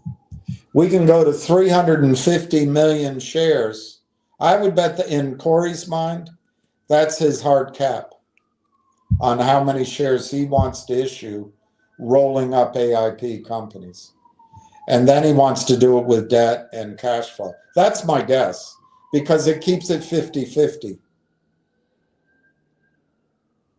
But anyway, that's even 50-50 is an arbitrary number.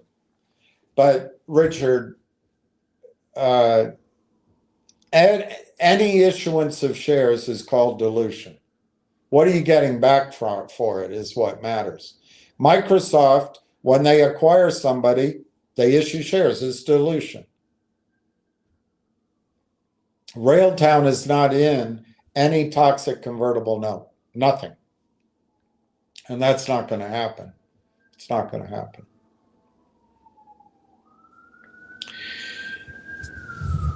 To take your question at face value, is the company going to have to buy? Is it going to be forced to roll up AIP companies at 40 cents? That's what the shorts think they can get done. But no, they're not going to have to. Again, I haven't talked to the company, but I would imagine that once they acquire AIP, they've got a period of time, maybe 18 months, of first grab on the roll-up. So they don't have to roll up those companies right away. What they have to focus on is revenue generated by conductor.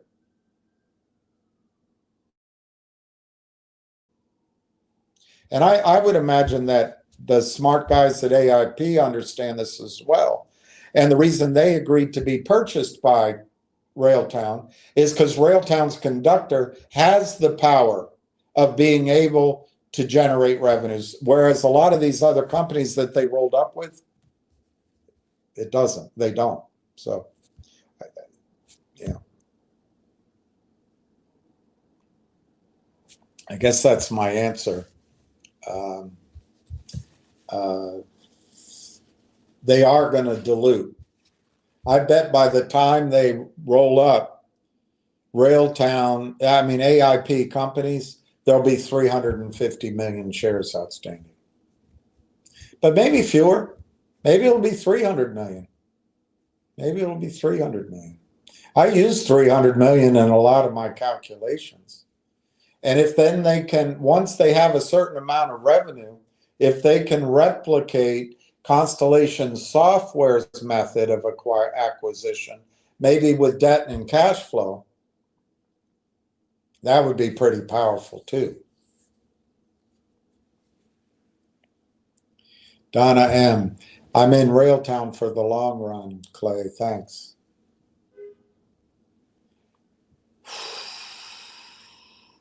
Eric B. That's the right mindset, Donna.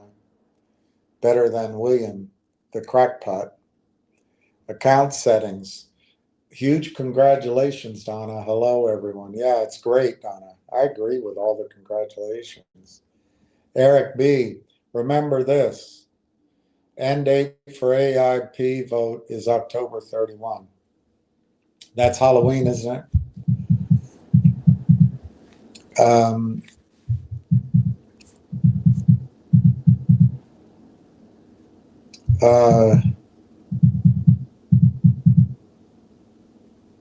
My phone's ringing, but it's not interfering. I don't understand. That is the latest it could go.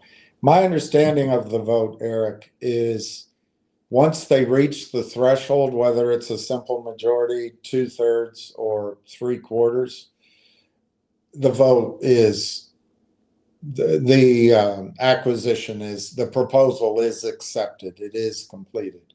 The rest of the vote doesn't matter. But I think out of courtesy, you let all the shareholders vote. So they may take the entire week. You're right. But on the other hand, they may feel like they can make the announcement sooner than October 31. We'll find out. Obviously, it's not today. I don't think anything's going to happen tomorrow either. And I think next week, for me, the only thing I expect next week would be the AIP vote, potentially.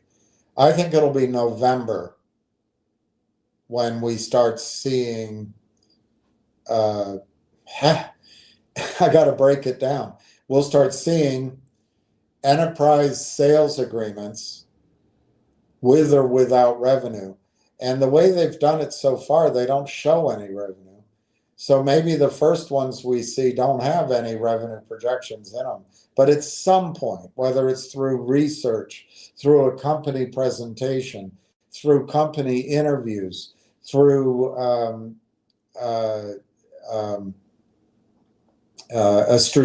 prospectus put out by a strategic financer, or maybe through a did I already say company presentation? A company presentation, or through earnings reports, we'll start seeing the revenue. And I think that's when the stock starts to perform. And once it starts to go, there's no looking back. Donna M., thanks, account settings. Mike French. Tony Two Shoes disagrees with you? Well, on what? I feel like Tony disagrees with me on many things. Remember, Tony came out, when I first talked about the stock, it dropped to 22 cents. And Tony came out to warn you not to buy it because it was a pump and dump and everything I said was wrong. And he hadn't done any studying. So excuse me for finding Tony's opinion under-researched, not well thought out, with an agenda, and not advice that I care to listen to. But on the other hand, I believe he's been supportive of the company. But Mike French, the thing you got to be careful of with Tony Duplicitous is he may be showing that he's on our side right now, and then when the stock's $4, he'll tell everyone to sell, helping out his paymasters who were the shorts. That's my opinion. I don't want you to fall in that trap. He looks like he's being reasonable. He's all for it. And it goes to $5. And he'll say, we got a win. Come back over to AMC. Come back over to GME. What kind of idiot would be telling you to buy AMC and GME all these years? Someone thick between the bricks. Or someone paid for part of the loop of Roaring Kitty, Ryan Cohen, and the banksters that are working to get them out of that situation. Be careful. You got to think. You got to think. I don't care what Tony Duplicitous says. I don't trust his judgment. I think his opinion is paid for. But you may have a different opinion. I don't care if I'm wrong. You know, if my assessment is incorrect, and I'm convinced of that, I'll take it back. But I want you to be careful relying on Tony's advice, because right now he's telling you it's the only stock, over-the-counter stock, that he's buying.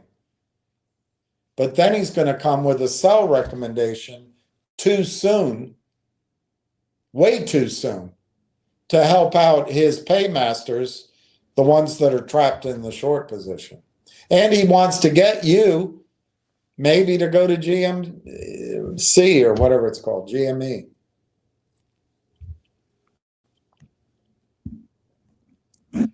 Eric B., we have to focus on the fundamental and patiently wait and analyze each and every news. Everything else is noise, like Fox noise.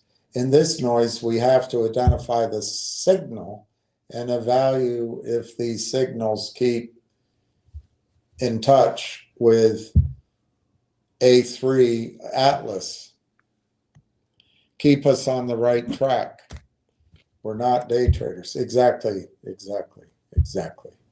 Well said, Eric. Jack Hamilton.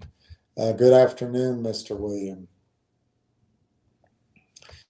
Jack Hamilton. Hey, Donna, look at you. 100,000. I think it's awesome, Donna. Jack M. I only added a few so far. That's good. Adding is good. 290. So your total.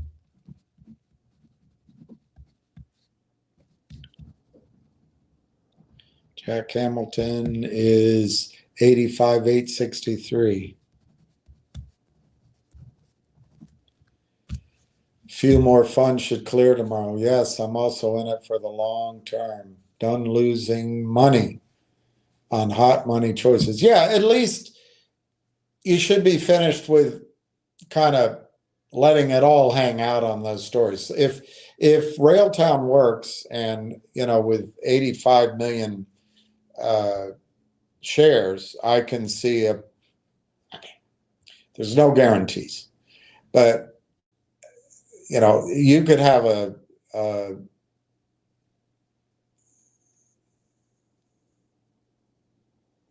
or $3 million account very easily, maybe more.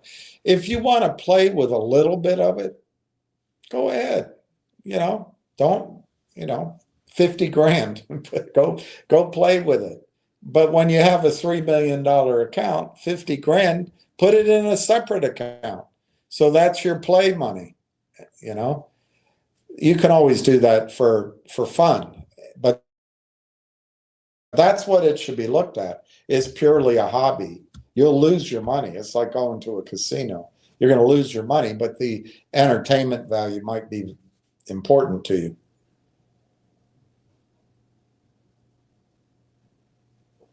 Rob just bought 500.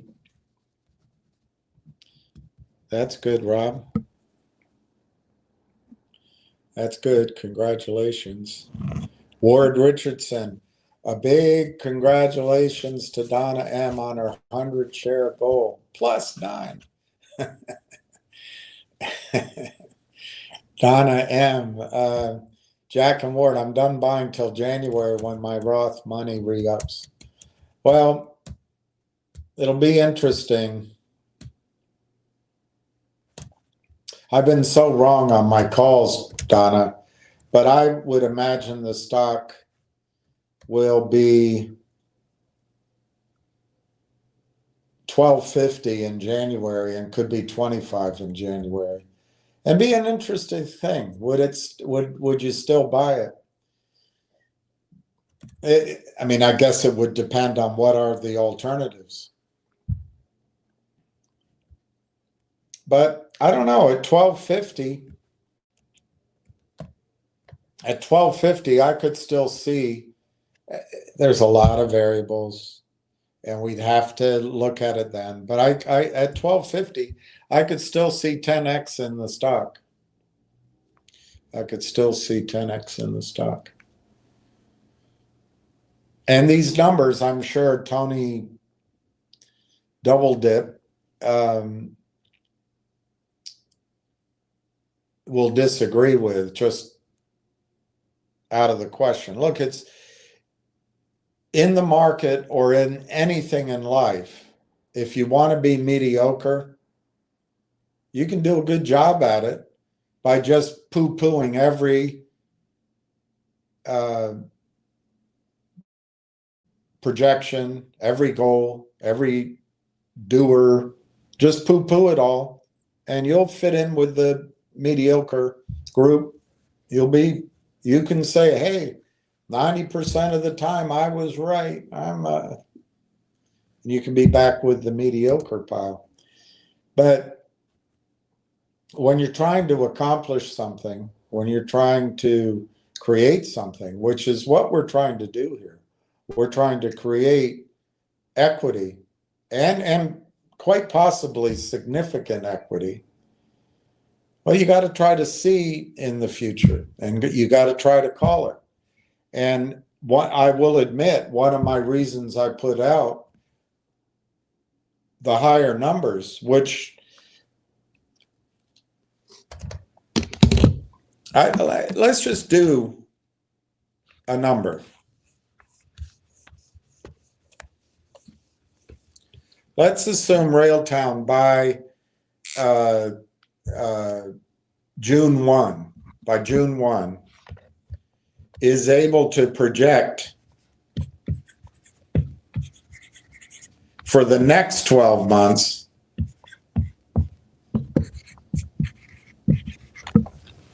$500 million. By June 1, $500 million in forward 12 months. Let's not use 200 or 150, but let's use 100x. Obviously, you know the number. I want to get it in the computer so I can divide it.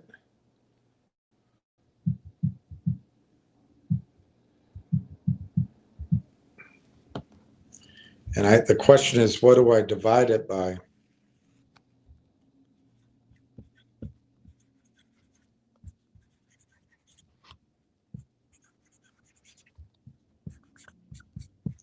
I'll divide it by 350 million shares.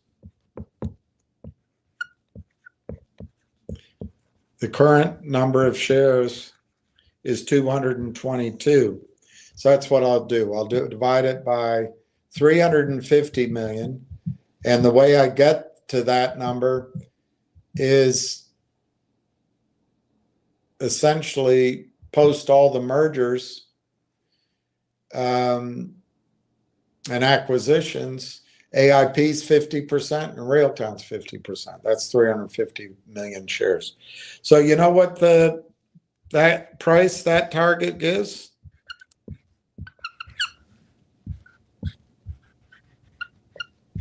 By June 1,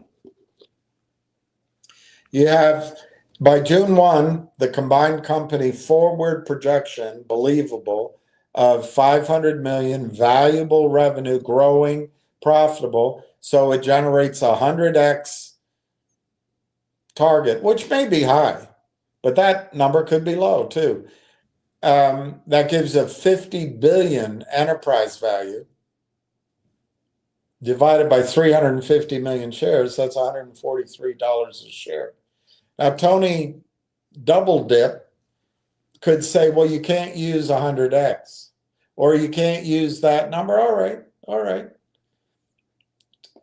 Take half of that number. That's a June target of $70 a share. You don't like that? Take half of that, $35. And that's why I try to give you higher numbers, because I know what Tony's going to do, in my opinion. He might surprise me, but very little he does surprises me. I don't pay attention to him much, but I hear Tony's going to tell you to sell. Hey, you got to win. But then you're back in that awful mix of hype and fast trades and hope, and it's just a nightmare. Railtown, look, these are all projections. I doubt any of my projections are going to come true. But the magnitude of the projections, I think, will. So is it going to be 143? Is it going to be 175? Is it going to be 125? Maybe none of those. Maybe it's only 75. Maybe it's 250. But I'm trying to give you the magnitude of where you're headed.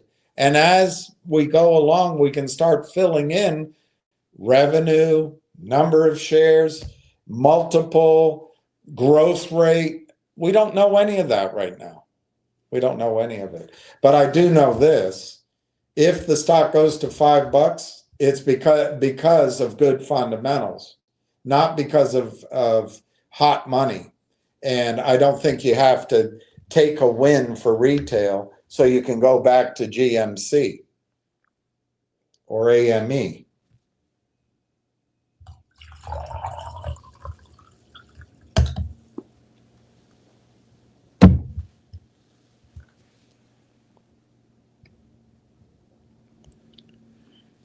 Good afternoon, William. I think Justin Babish should get the best in class on his last comment on your show yesterday. Justin's words were well said. I forget what they were right now, but he did do a good job. I agree. I remember complimenting him and agreeing with you, but I don't remember what they were right now. Pickle Pink, what do I think of digital gold? I'd rather own gold than digital gold. But I don't know what you mean by digital gold. There are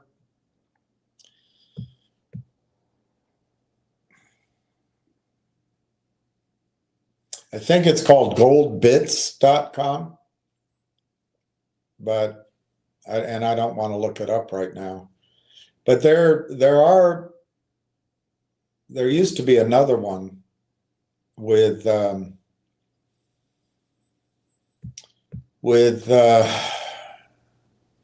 not Dr. Doom, boom bust report. A different analyst. I can see his face. I can't remember his name. But anyway, if I'm right, it's called Goldbit. But you can just Google the concept. But there's a company out there. There are more than one, I think, where you can buy gold, and it's in segregated accounts, and it's broken down into bits, so to speak. And you get a credit card, so you own the gold, or a debit card, and you can spend your gold with your card. I don't like it because then you know, the temptation is too strong to spend your gold. But there are companies like that that intrigue me. But I think turning gold into a digital investment is turning a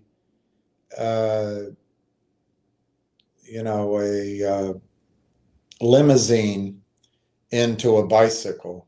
There's no advantage. If you want to own gold, own gold. That's my opinion. Wall Street Wolfie, I think Finger is going to go down. The last price is 168. The volume is 277,000. And I think this is height and this is buying, and they'll let this go on maybe a day or two, maybe next week, get some momentum in the buying. But I think the shorts will sell stock that doesn't exist, and then they'll cross the stock through Flaherty in the ATM. And we don't know how many warrants will be offered in the at the money offerings. I assume once the deal's done, the shorts will drive it lower. So my guess is the stock goes to $1.30, $1.25. I wouldn't buy Finger right now. Let other people do it. Let the financing go through. Even if I'm wrong and it goes higher, let the financing dust settle before you establish a new position in Finger. But I wouldn't be thrilled at, I mean, the only advantage, I guess, of this Flaherty group is that it's Irish, but I don't know that the Irish are any better at, any more charitable or less corrupt than other firms at doing short selling. I don't know.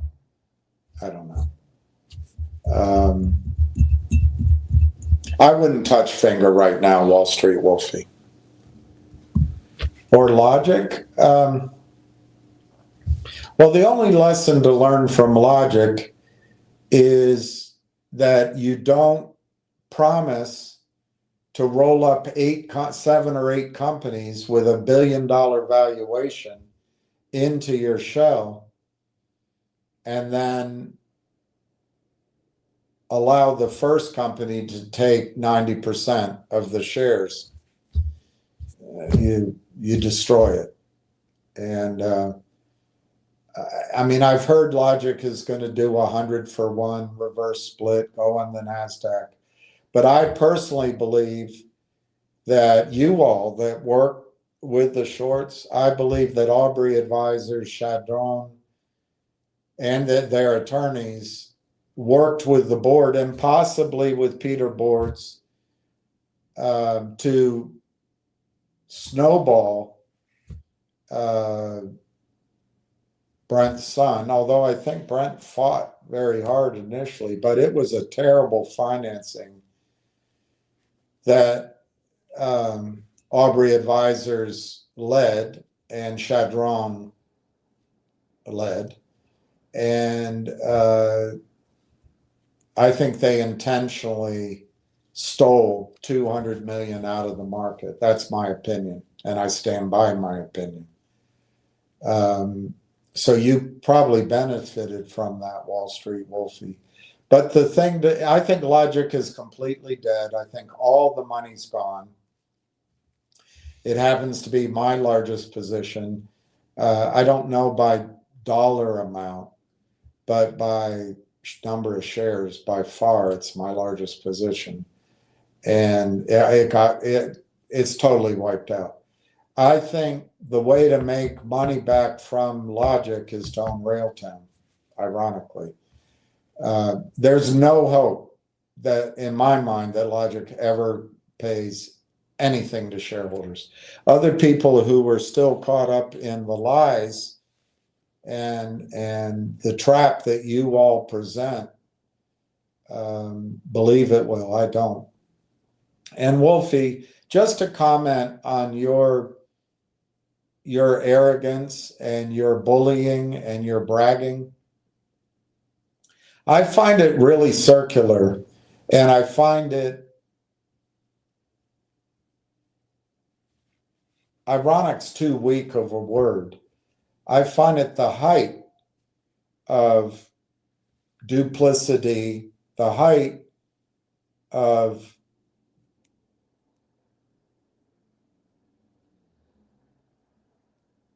inconsistency for you and your group who caused the losses, who are part of the systemic theft to make fun of people who invested in me, who listened to a guy that used to work on the American Stock Exchange.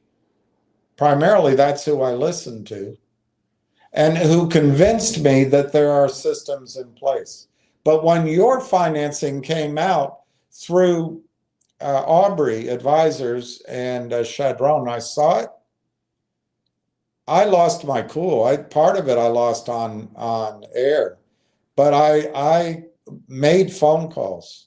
I sent emails, and I got into a lot of set twos. And I said, this stock's going under $1. I said that at first, and then I said it's going to a penny. And you know what? I was right, because you guys destroy everything. And then you make fun of me? Shame on you.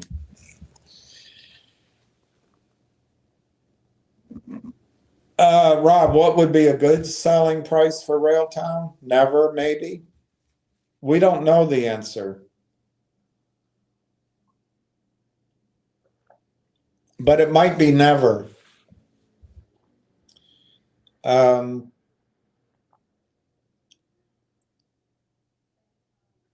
I believe Railtown to be competitive in this highly evolving and, well, to use the word twice, competitive space,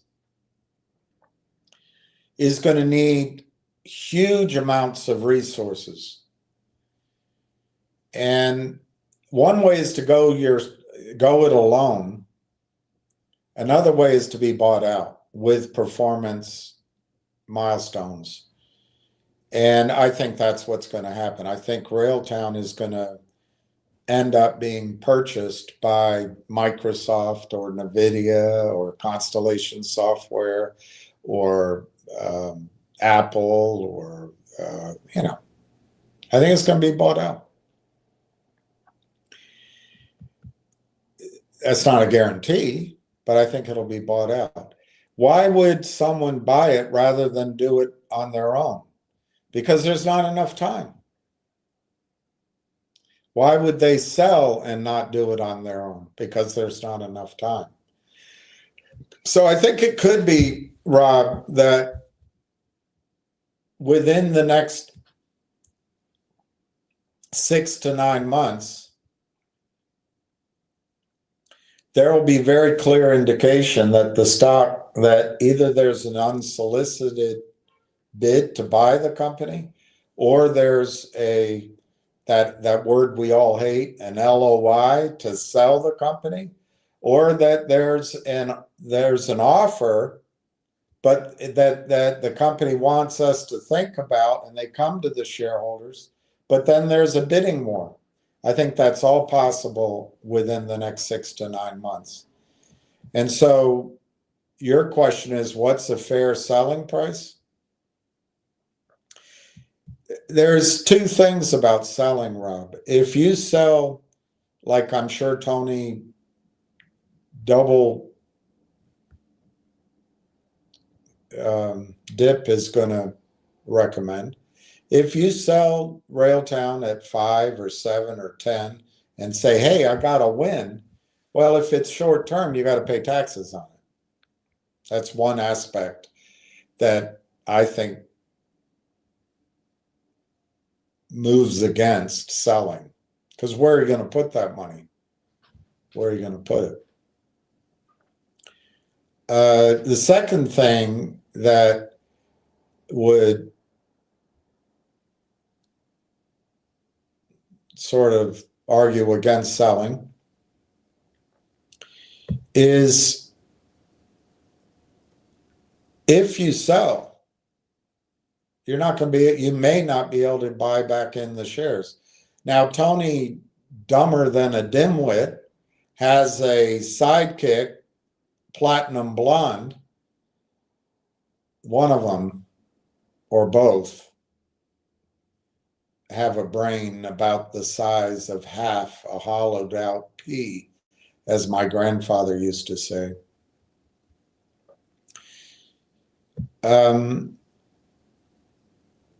great-grandfather. No, my grandfather, my dad's father.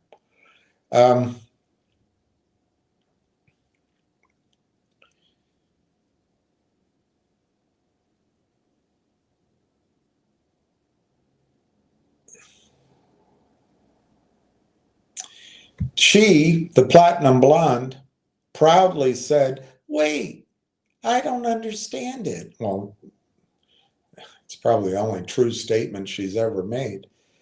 I don't get it. If I sell it, why can't I buy it back? Well, the problem is what I expect to happen, Rob, and I've tried to build this case over the last many months. It hasn't shown up yet. And I think it may be the AIP deal hasn't been finalized. But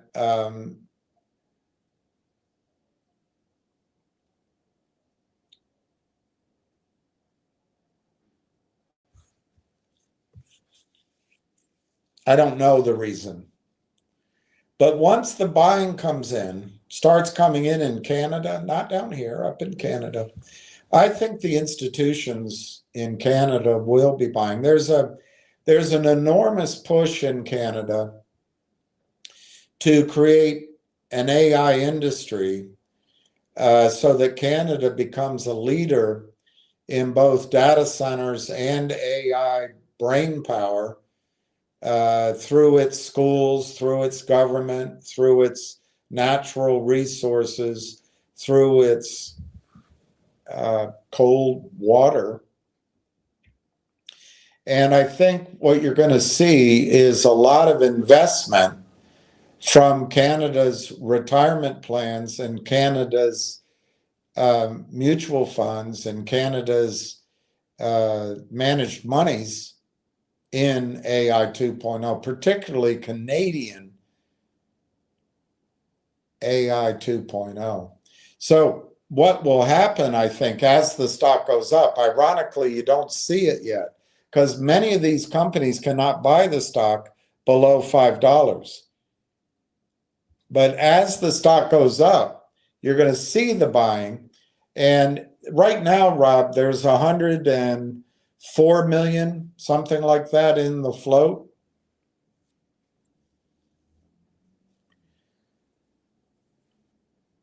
The AIP deal, most of that stock's going to be locked up as much as 3 years. Some of it will become available sooner. I don't remember. I think it's 18 months to 36 months. But those principals aren't going to sell. They're not going to sell early. And so out of the 104 million, there's about 50 to 60 million insiders. They're not selling. There's another 30 million or so, maybe 35, kind of somewhat, and I don't know if there's an overlap. I don't think there is. Kind of around Canaccord Genuity and the first movers. They're not selling. There's another 10 to 20 million of additional buying, a big part of it out of the West Coast, that have been able to buy over the last many months. They're not selling. And then there's our buying, and I don't think anyone here is selling. And in that environment, Rob, if a Mavericks fund, the Mavericks 2, which is run by John Ruffalo, who's one of the founders of AIP, and he set up a 500 million to 700 million fund to invest in North American technology stocks as a minority investor, investing in companies who have 10 million to 100 million in revenue, and he takes stakes of approximately 50 million in each company. Well, if he comes into Railtown for 50 million at $10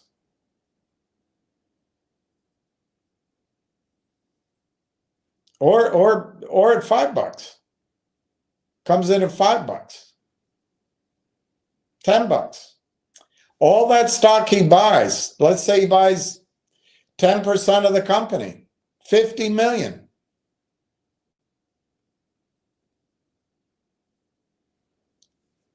At $5, I guess he could only buy 10% as long as the stock's under 250 million.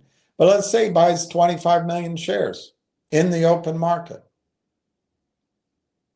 That stock is not coming back to the market. And as much as shorts try to encourage, he's not going to be fooled by all the claptrap that comes on here. So as these institutions start buying stock, it comes off the market. And at some point, the criminals won't be able to sell endless amount of shares. And then you're going to see the stock ramp up very quickly. So if you're in a position, Rob, where you want to take a win for retail, because that's what Tony Duplicitous will probably recommend, you may never be able to buy your position back. Take Donna as an example. Donna, who probably would never see a private equity deal, nor would I, by the way. I'm not picking on Donna. She's my example. She'd never see a private equity deal out of Morgan Stanley from their angel round all the way up. Or she wouldn't be invited into a round with one of the earlier stage venture funds. She just wouldn't see the deal. Here, she can see the deal. And because of the shorts depressing the price, because I don't know what to call it,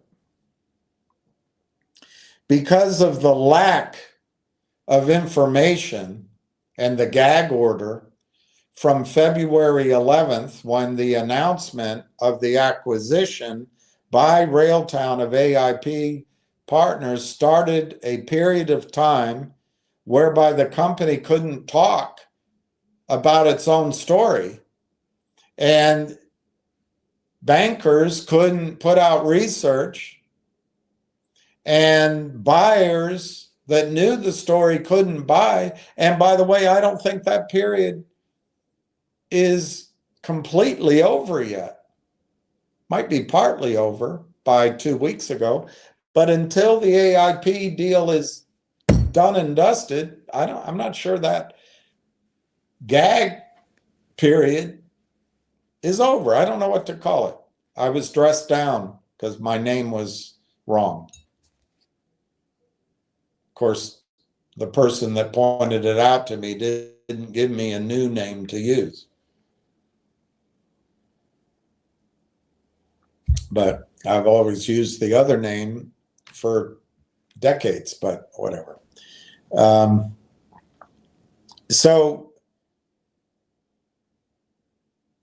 the company hasn't been able to talk about its story. It really hasn't been able to publicize it. And the buying really, I don't think, has come in yet. And I think it partly is because the AIP deal's not finished. So if you sell when it goes, I think the stock's mispriced, Rob. I think right now the stock should be $5 to $7. Right now. It should be $1 billion stock right now. But because of the suppression by the shorts and the lack of buying for 9 months and the lack of the story getting out there, it hasn't traded there. So Donna has been able to build a position of 100,000 shares, which I'm yellows about. But I'm not so yellows that I'm not very happy for her.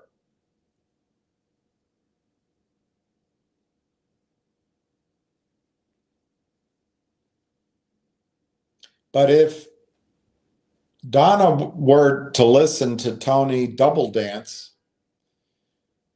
when the stock goes to, let's say, to $4, he's going to say, I'm out. 10x, I'm a hero.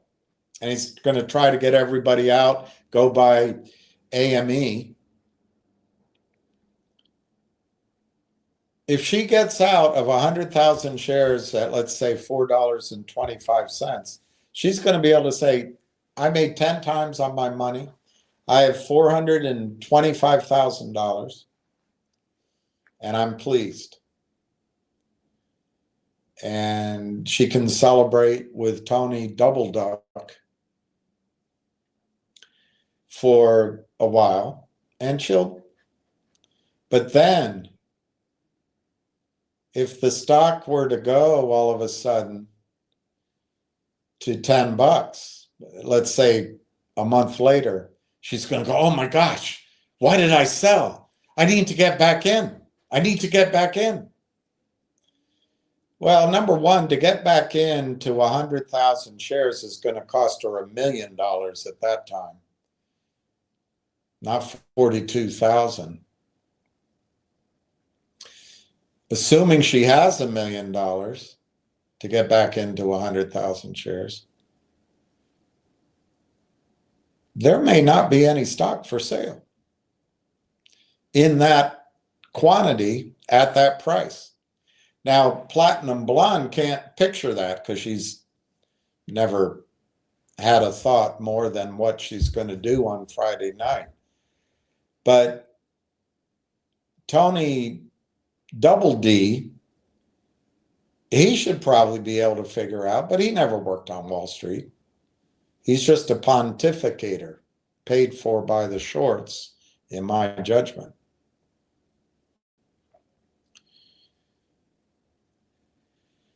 So if Donna doesn't have $1 million, she can't buy back her 100,000 shares at $10. If Donna has $1 million, there might only be 7,000 shares available to buy at $10. And as she starts buying, the stock moves to 15, and all of a sudden she needs $1.5 million to get back her 100,000 shares. But maybe there's only 15,000 shares available up to $15.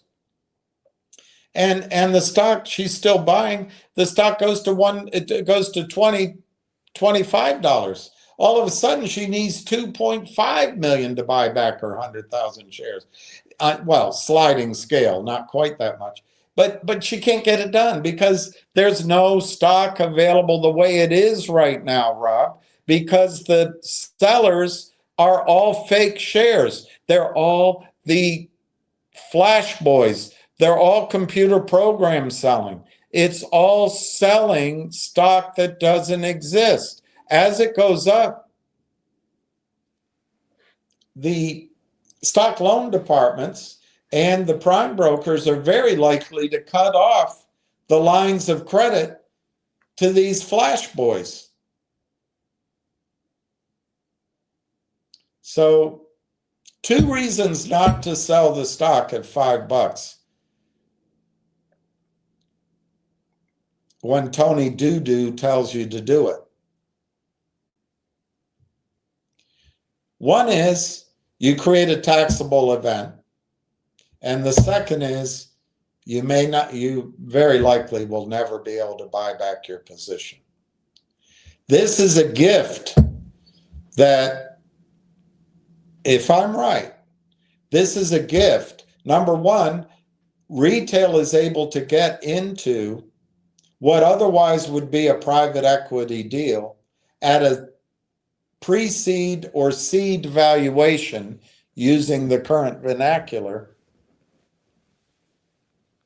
And retail is able to buy as many shares as they want because the computers are spitting out shares as if they swallowed a fly.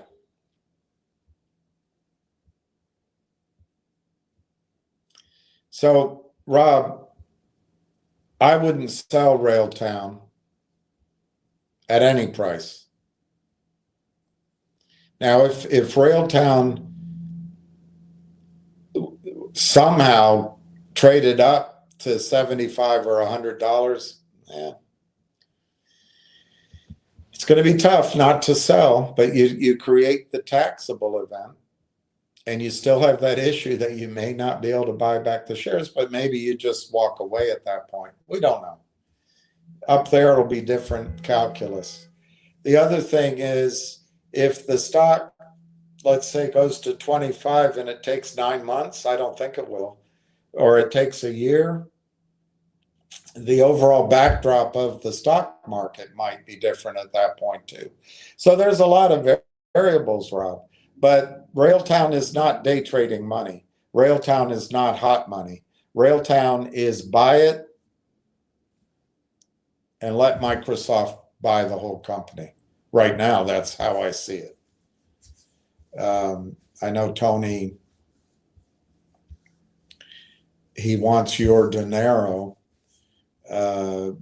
May or may not, the guy says he disagrees with me. I can't speak for Tony, the twit. I can't do it.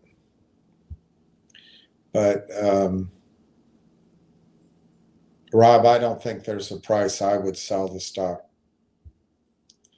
before January. And I stand by my prediction, Rob, that, and it's a little gimmicky, but I think by May 5th, 5/5 next year, the stock will be $55 a share.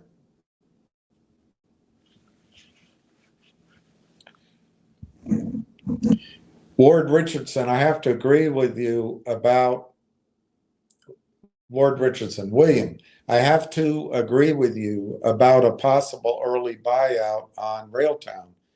Number one pick for me, like you, will be Microsoft. Number two, NVIDIA.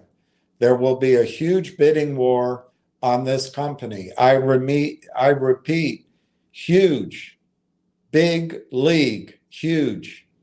I agree with you. Ward, my favorite is Microsoft. Why? Because they know the company intimately, obviously. Well, they know the product intimately. I don't know if they know the company intimately. Because they've been a part, it's been part of their channels for, if I interpret the presentations that I've played for you from Corey, I think they've been a part of the channels for 3 or 4 years. So Microsoft is well aware of Conductor, which used to be called some Scrum Master or something. Microsoft's my favorite. I think my second, I can't remember what I said yesterday, but I think my second favorite is actually Constellation Software. Because if you think about it, Constellation Software has a lot of cash. They know the principals very well at AIP, and they all same investors. But Constellation has a vulnerability, and far be it for me to know what I'm talking about, by the way. But it seems like Constellation has built a massively successful company with huge cash flows on outdated software companies, on legacy software companies. And one way to offset the risk of being left behind on a big part of your portfolio would be to buy Railtown. So my number 2 is Constellation Software.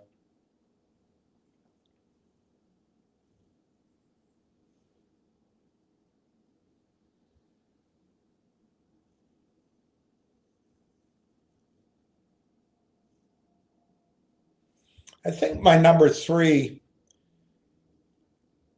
would be a tie. I'll throw NVIDIA, Facebook, and Amazon in as number 3. And you could always put in number 4 some complete off-the-wall group like a venture fund or the Abu Dhabi Investment Authority. I don't know. But yeah, I think there'll be a bidding war, Ward, and I think it may get out of control. What I mean to say, it may have nothing to do with any decisions by Corey Brandolini or any of the brain trusts. It may be somebody starts buying up their stock, or somebody comes in and buys 5% of the company and makes a tender offer, and we have to vote on it. And then the tender offer leads to counter offers. That's what I think could happen. Jack Hamilton grabbed a few more RT, new total. Okay. That's great, Jack. 86,239. Now, let me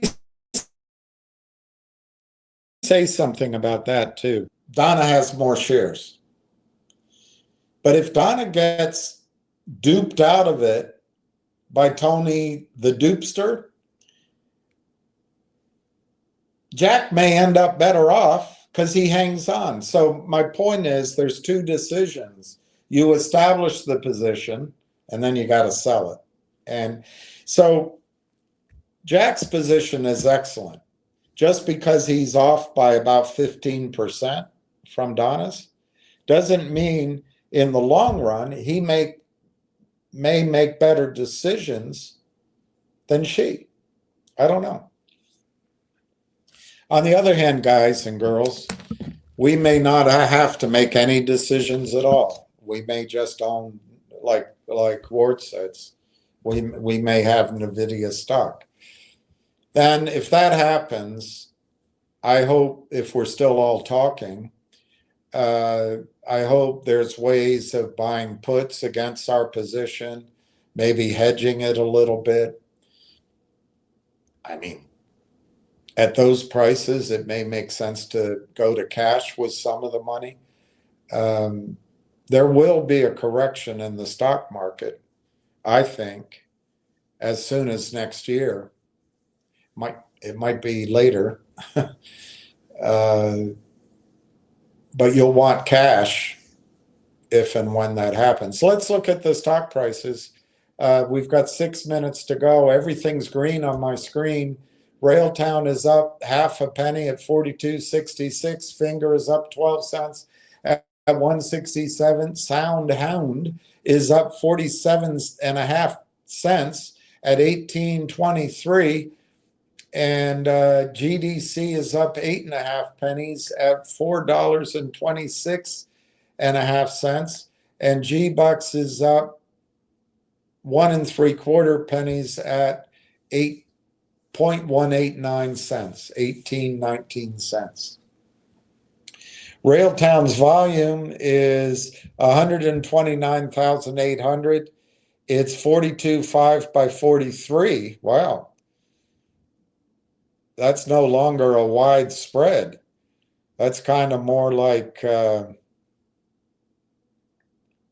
anyway, let's not be crude.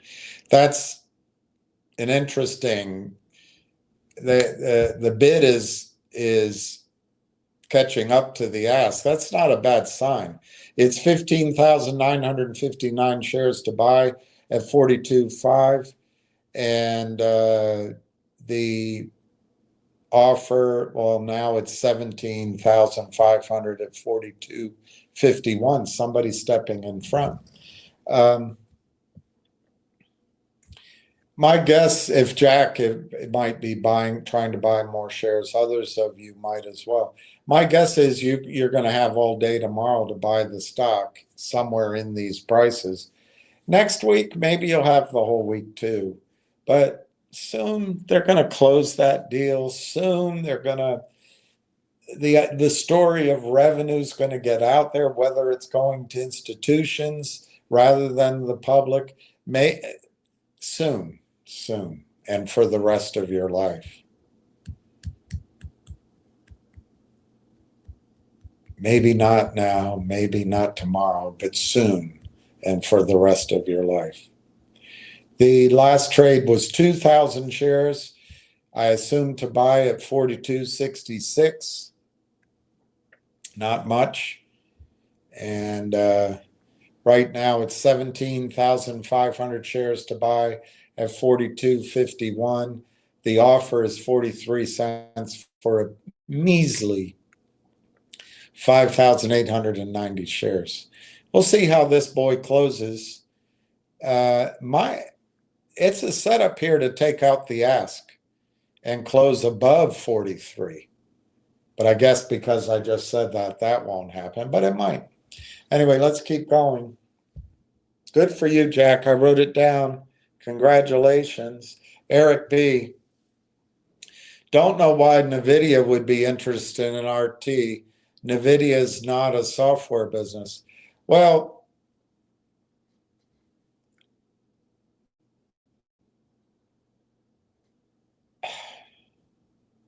I'm not sure that's true, number one. But maybe assuming you're 100% correct on that,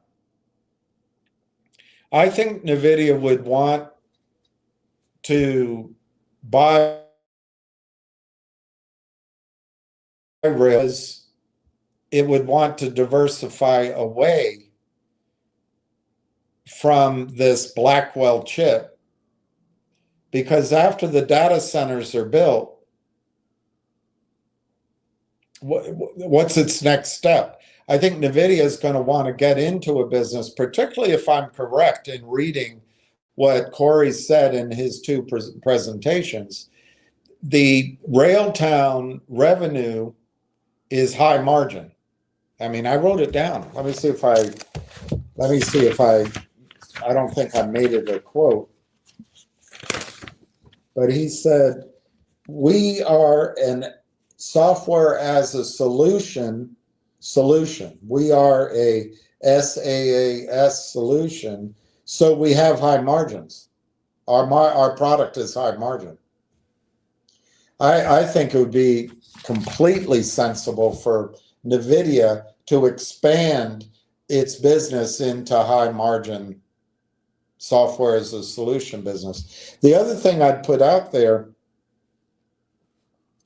is I don't know the deals that NVIDIA is making with data centers and other companies, but does NVIDIA share in the revenue model of these data centers? I don't know the answer.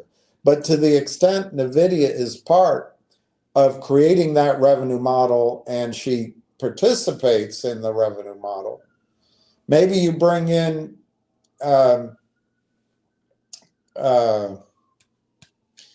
Conductor. Maybe Conductor is a piece that overlaps some of the customers' access to the Blackwell.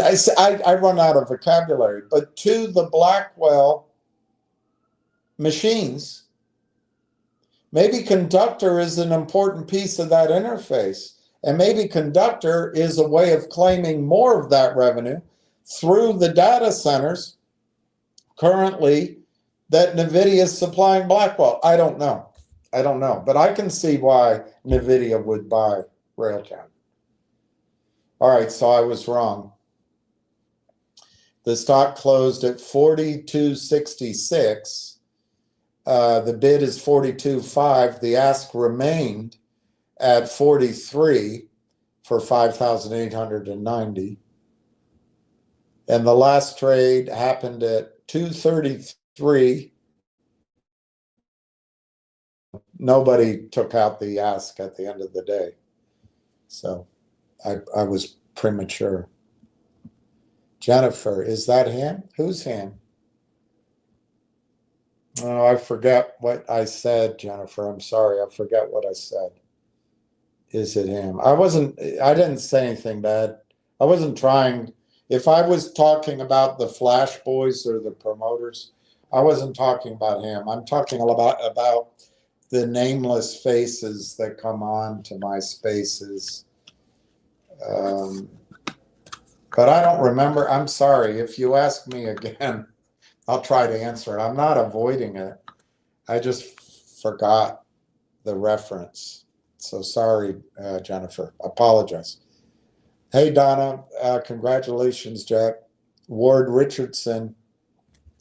For example,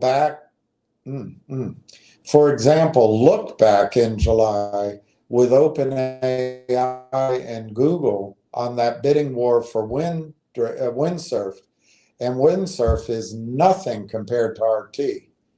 I agree with you. I love your knowledge and your confidence because you seem to know what you're talking about, Ward. And you put your money there too. But anyway, for example, look back in July with OpenAI and Google on that bidding war with windsurf, and windsurf is nothing compared to RT. It will be huge. I agree with you. I don't know that windsurf is nothing in the sense that the team, that who bought the team for billions of dollars?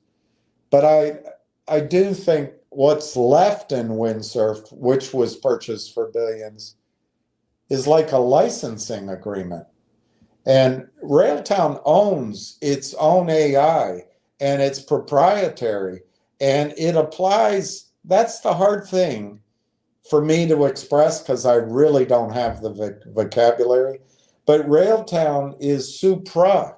Their AI tool machine, any developer team can use it without bleeding information to another developer team using it. So in other words, a development team at a company like Amazon can use it across all their developer teams, and they call it targeted language model rather than large language model. It becomes specific to Amazon. It doesn't go out into the world, and it learns, then it grows, and Amazon teams can use many different developer tools, and Conductor can handle all of them. Well, who's a competitor to Amazon? eBay. eBay's development teams can use Conductor, and when they use it and go in it, and the agentic tool, whatever it is created for eBay, it doesn't communicate, it doesn't leak, it doesn't give secret information over to Amazon. They're just two different vertical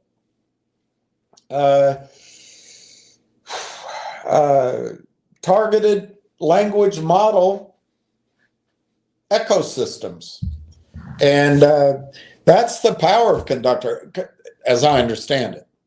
Conductor is much bigger than a SoundHound, and I assume a windsurf, but it's much bigger potentially than all of these, and it's first mover. There was a company that raised $100 million at a 1.1 billion valuation, kind of trying to do what Railtown's already done, but my understanding, I can't find the name of the company, so I can't check it. But my understanding is the company, it's a new idea, and so they're not as advanced as Railtown's battle-tested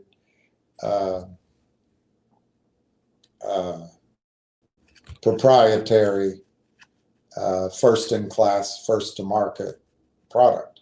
But the other thing is Railtown has this universal language capability, and it has ability, that's why they called it Conductor, to manage all the various languages and data coming in and put it into one musical piece that the audience can understand and appreciate. English, usually. in North America. It's usually English. And so Railtown's way ahead of that competitor. By the way, that competitor was valued in its, I think, A series round at 1.1 billion. I'll stand to be corrected on that because I can't find the name of the company. But Railtown right now is valued at 60 million. If you just assume with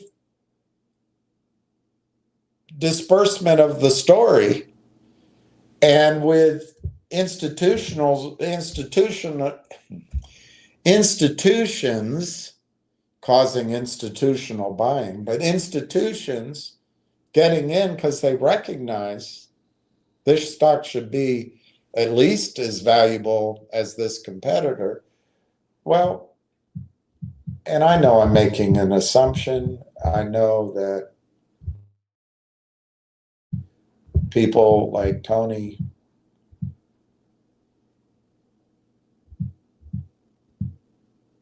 Debbie Downer might disagree with me. That's 18x. 18.33x from here just to get to the valuation of, as far as I know, the only competitor who is limited language. It's just got one language, computer language. I'm not talking about human being language, just one. And apparently it's their own. So it's not as universal. It's not Catholic. So it's 18.33. The stock closed at 42 cents, let's call it, because I can't remember. That's a $7.70 target. And this is why I think the stock should be today. Yeah, I think it's mispriced. I think as soon as they close the AIP transaction, as soon as knowledgeable buying comes in, I think the stock's $1 billion stock, $1.5 billion to start with. And that's why I don't want you to sell when Tony Dash tells you to. I want you to hang on. $7, $8 is the starting point, in my judgment. It's not the end.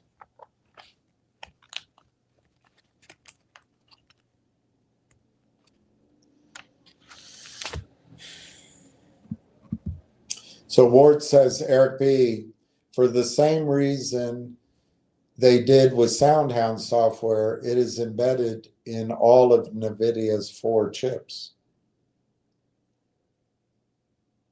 I'm confused. So Eric B. says, why would NVIDIA be interested in Railtown? NVIDIA is not a software business. And Ward says, Eric B., for the same reason they did with SoundHound software, it is embedded in all of NVIDIA's 4 chips. See, you're kind of you're talking about something I can't even translate that. I don't know what, I'll have to look that up. I don't understand. Jack Hamilton, thanks, Donna, slowly adding. Ward says, Ward Richardson, just so everyone here is aware, NVIDIA Blackwell and Rubin chips are the foundation of the AI infrastructure. Yes, that's exactly right. NVIDIA, and I guess Rubin, but the Blackwell, the thing that Railtown did, Marwan and Corey did, they agreed, let's be first. Let's get started early. And if we're too early, we're too early. But let's get it ready for when the data compute power, the data center compute power meets electricity power in Canada, for example, and then meets the chip power. So they purposely built their suite. It seems like 5 products right now, but let's just call it conductor platform. They built the conductor platform. They purposely designed it early and built it early so it could work on this quantum leap in compute power, which is led by the data centers and energy and Blackwell, but I didn't know about the Rubin chips. So Ward says, just so everyone here is aware, NVIDIA, Blackwell, and Rubin chips are the foundation of the AI infrastructure. Jack says again, thanks, Donna, slowly adding. Marty Party, good afternoon, William et al. Bought more RT. Good for you, Marty. Wow, Marty. Wow. Wow. Marty Party. You're going to partay, as they say. 172, 500. I'm going to pause just a second to talk about that. That's awesome. That is a fantastic position. Marty, it goes double for you. You could not, well, I don't know your resources, but I keep saying if I'm right, I'm pretty confident I should be saying when I'm right. But if this stock gets into the teens soon, I still think, even with the delays, I still think it's possible to leave this year with a $12.50 stock. Although my gut says that's going to be a January target now, not a year-end target. But it still could happen. What's going to be funny about Railtown stock price is once it gets above the Merrill Lynch rule $5 target, it could double. It could go into the teens in a heartbeat. So anyway, let's just say it goes to 12.50, Marty. You would have a hard time building that position from a scratch standpoint. If it'd be a lot of money. But even more importantly, I'm not sure the stock would be available. You're taking advantage, Marty, and I congratulate you, of the computers printing out, spitting out shares that don't exist. Because an attorney somewhere or a compliance officer somewhere checked all the boxes, signed off, and the stock loan desk just keeps issuing it, and the market maker, which isn't real, and the computer is just set up to print shares. And they haven't stopped yet. They're just digging their hole deeper. Some of it may be arbitrage, by the way. You can't tell because it's both the US dollar and the Canadian dollar. It's the Canadian stock price and the US stock price. But there's a lot of printing of stock that just isn't. And so you're taking advantage of it and buying it. Your brokerage firm's on the line, by the way. Lucky them. But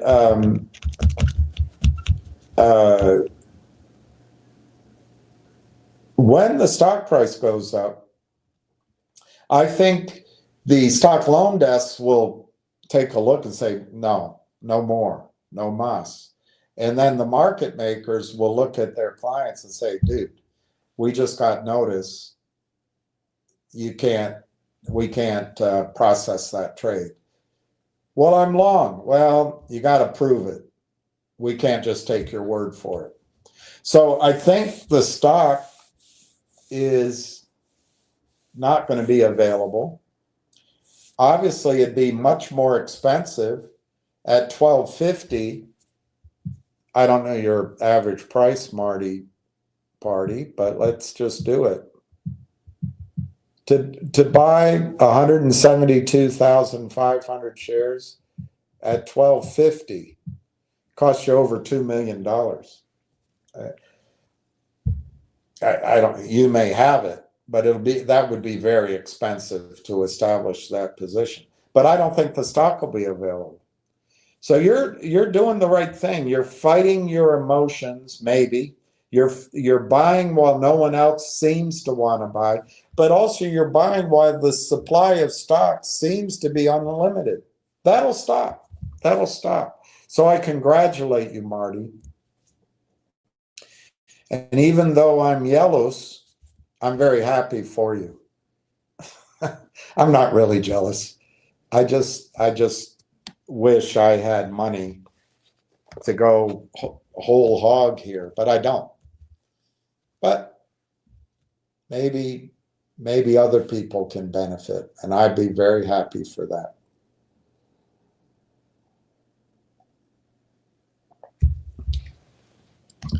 D. Gordon, I sold some live stocks and I made purchase of more stock C of the Railtown stock C. I loves it.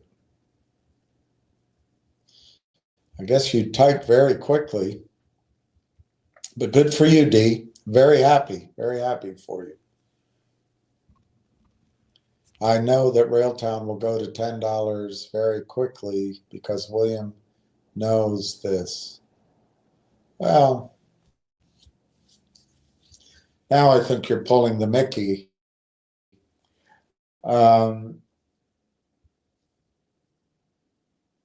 If Railtown goes to $10, D, you shouldn't sell. You shouldn't sell. You should not sell. Let me state it differently. Just because it goes to $10, that shouldn't be the reason you're selling. And let's follow it. Let's see what happens there. JT Wizco. What's the price of Railtown today? Well, it closed at 42.66, up half a penny. The volume was 129,800.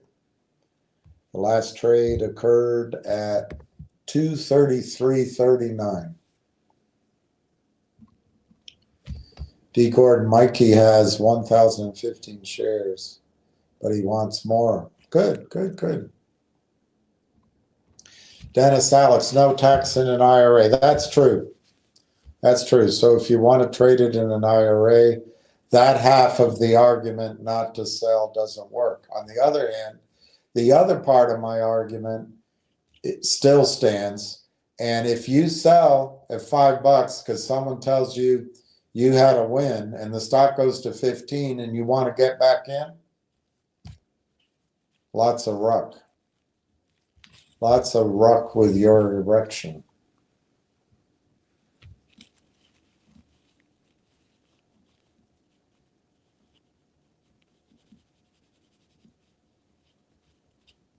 Well, here's Dennis Alex bragging. And I think Dennis Alex took an enormous risk. But it worked for Dennis Alex. And I'll read it. He sold 18,500 shares at 51 cents last week. And he rebought 18,500 this morning at 41. I didn't see that trade. So he must have broken it up in more than one trade, or I missed it.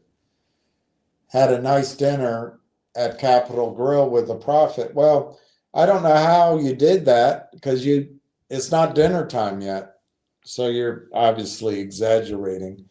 But what is that? That's 10 cents on, so he made $185. Guys, if you want to be like Dennis Alex, go ahead and be like it. But I think he's stupid. He got lucky, but I think he's stupid. If you sell at 51 cents and this company announces the AIP deal is done, and let's say a big buyer comes in, the stock could be $5. and then you'd look foolish. But Dennis Alex would say, well, I never look back. A win's a win. And he's going to go on to AMC. There's no way you had a nice dinner at the Capitol Grill with a profit, because you're just admitting you took the profit today. Or maybe what you did is you sold it at 51 cents and spent money at the Capitol Grill, and you were able to buy back in this morning. That makes sense. Yes, I like to live it up. Well, keep playing with fire, Dennis Alex, and you'll be able to have another meal at Capitol Grill. But I tell you what, if you can resist being a hotshot with your trades, you might be able to hang on to your 18,500 shares of Railtown, and it goes to 30 bucks, 20 bucks, and you'll buy many more dinners at the Capitol Grill, and then you can live it up. Ward Richardson, William, you are correct. RT is the gift that will keep on giving. I need one of those. Well, that sounds like a lifeline rather than an investment.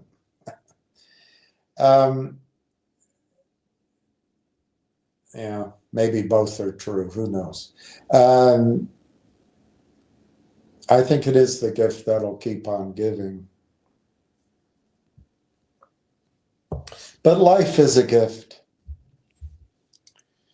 Ward Richardson, NVIDIA has purchased dozens and dozens of software companies over the years. Well, there you go. There you go.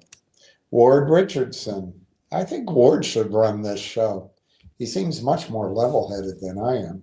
Delays with Railtown will lead to a better outcome. I agree with that. And I also, my favorite boogeyman is the attorneys. But when I read that 4-page document for the assent to the acquisition, that was really well written. And it was binding, and it thought of all angles. It was a good work product from the attorneys. I didn't read every page of the 102-page memorandum that went with it. I read part of it, and it was well done too. So I think the attorneys did a good job. It just took so long. D. Gordon, AI is the future. Railtown is the future.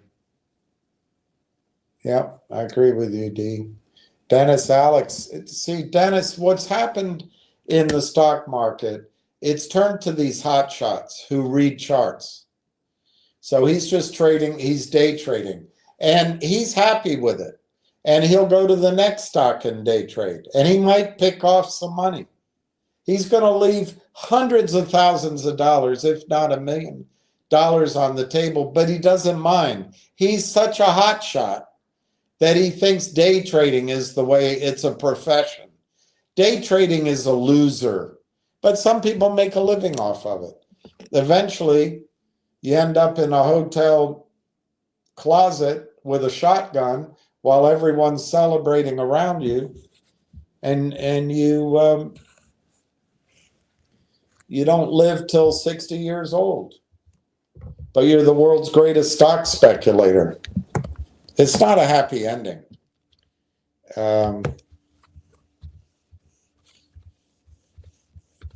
It's more of a happy middle.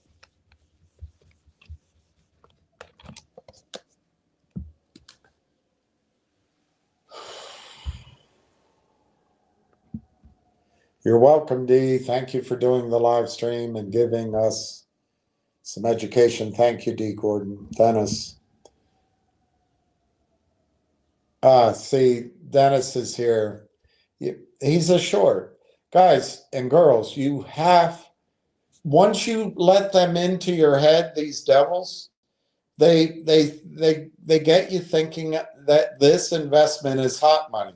It's not hot money. You can withstand a sell-off, which is what we experienced almost 2 weeks ago. We experienced a sell-off. This week hasn't been fun. Monday, well, Was it Tuesday? I don't remember. But there was pressure on the stock. Dennis wants you thinking hot money, short money. Oh, I gotta be right. Stop thinking that way. You don't have to be right. You don't have to trade this stock. You have to trade this stock. If Dennis is predicting it's going to go to 35 cents, put orders in under the market to buy it at 35 cents. If you believe Dennis, don't trade your stock. Put in a GTC under the market at 35 cents to buy. Take advantage of that. I don't agree with Dennis, Alex. I think he's just trying to make you nervous and emotional, and we all are. You know, we're human beings.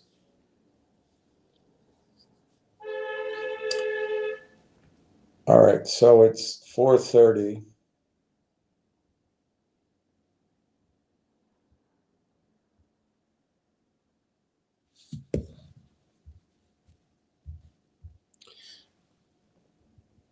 All right, so Dennis is saying he's not a short, and he can't short in an IRA.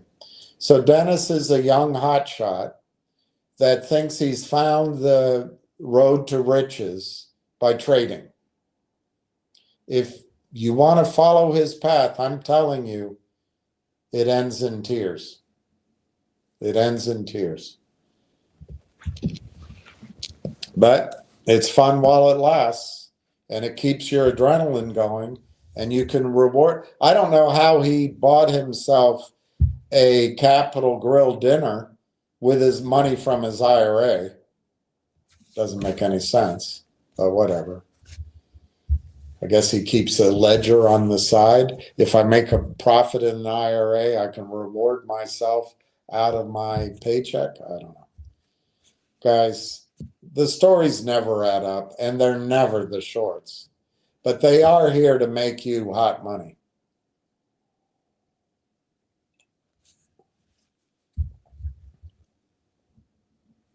I'm your age, man. You sound like you might be older than I am using the term man. But all right, you're my age. So you got time on your hands. It's still idiotic. It ends in tears for most of you. Maybe Dennis Alex has the discipline and he's going to trade it. But I tell you what, he's going to miss out one day when it goes up 10 bucks in a day. And then he'll miss out when it goes up 15 bucks over the next 3 weeks. But anyway, I'm going to leave Dennis Alex's comments alone. He says, why not? It sounds like a book written by Jimmy Cutter. My name is Jimmy Cutter.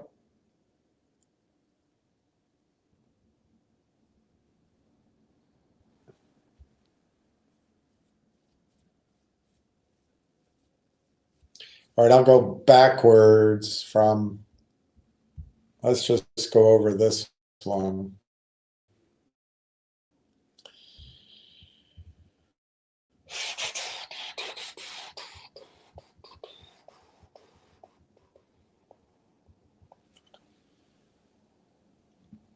Got to take that down.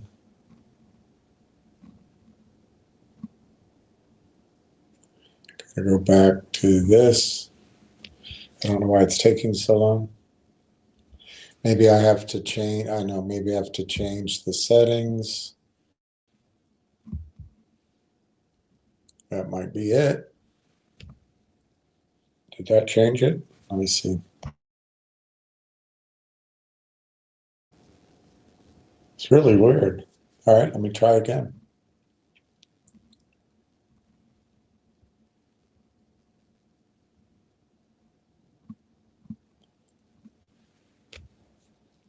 This is pretty generic information, but I like to buttress some of my projections with information that's out there. It doesn't mean my projections are correct, but it does mean that they're grounded in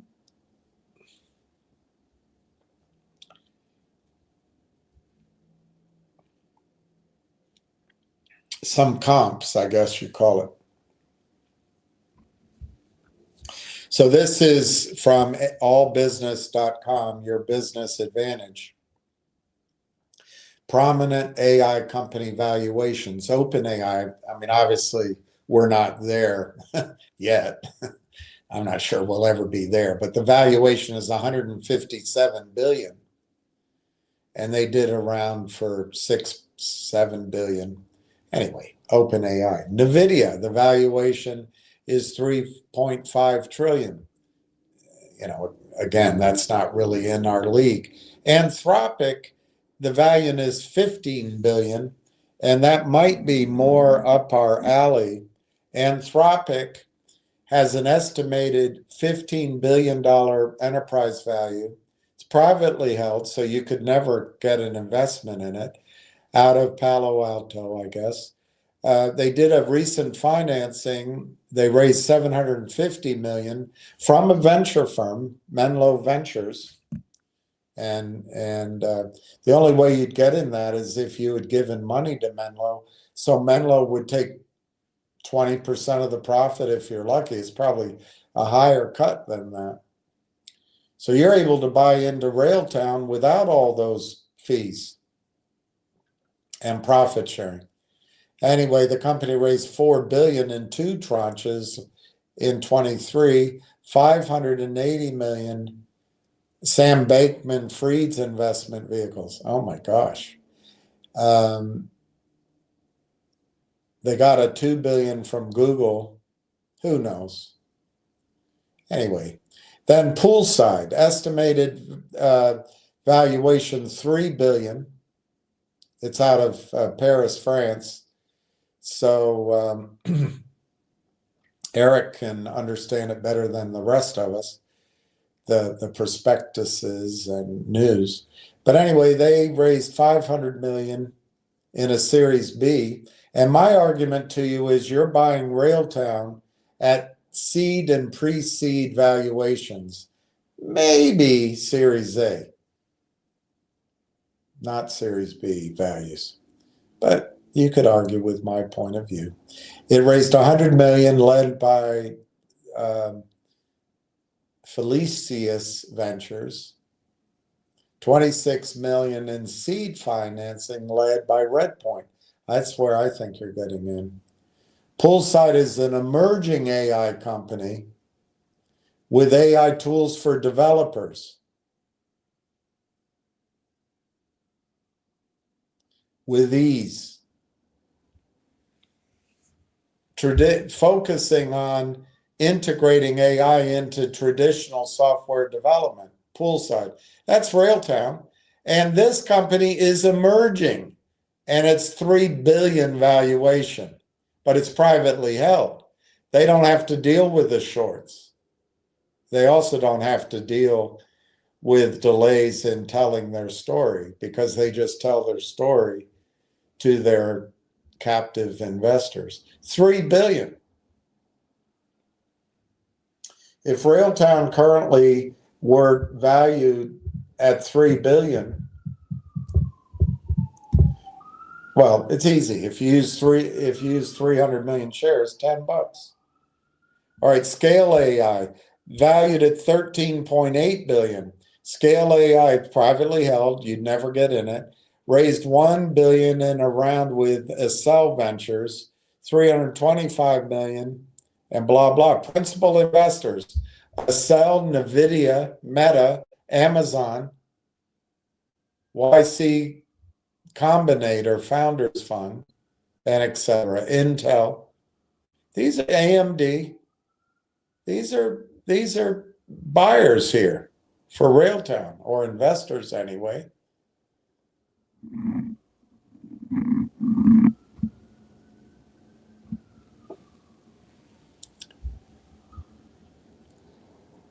All right, Cohere, estimated value 5.5 billion. Let's not focus on that, but again, it's privately held in Canada. You'd never get in on it. Look at the investors: Cisco, Kid, Fujitsu, AMD, NVIDIA, Salesforce, Index, Tiger Global. Anyway, you'd never get in. XAI, valuation 50 billion smackers. AI with Elon Musk, SpaceX, principal investor, Musk, Andreessen Horowitz, Sequoia, Fidelity, Alawi bin Talal. I've been to his office. I also met his wife. Very respectfully, I met her. It was for a photograph, nothing bad. Qatar Investment Authority and Kingdom Holdings, XAI.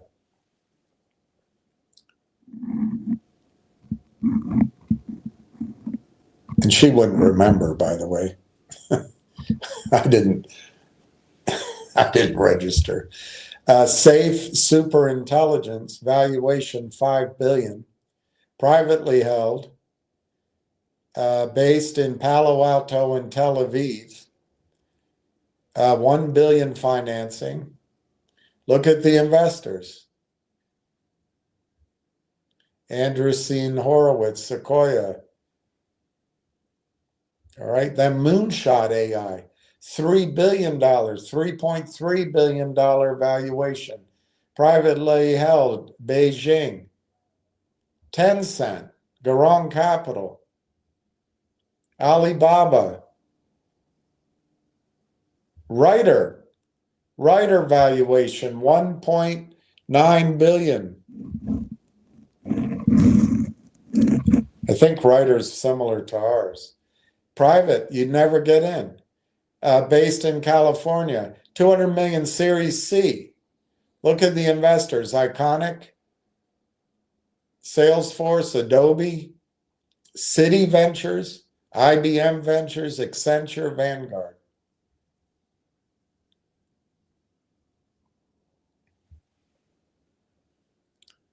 I don't know the point of showing you all that, except there's a wide swath of institutional investors, private equity, investing in AI at huge valuations. But of course, I don't know each individual story. But this is not a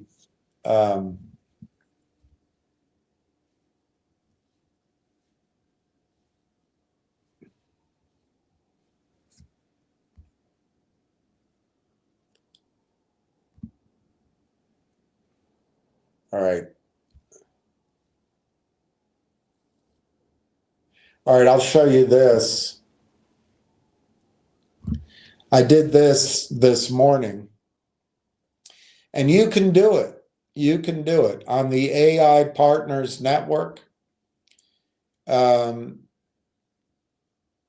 is revenue there. I keep telling you that it was posted on Twitter early on that there's 400 million in those 160 plus companies at AI Partnerships.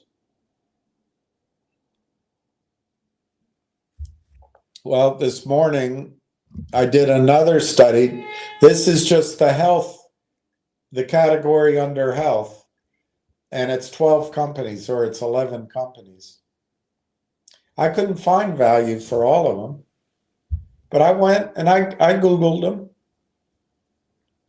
And out of that 11 companies, you get a number down here of about 11 million in annual revenue. So there is revenue in the AI Partnership Network. You can do this kind of thing yourself. All I did is Google those names, ask what the revenue is. It's not very scientific. It's not audited either.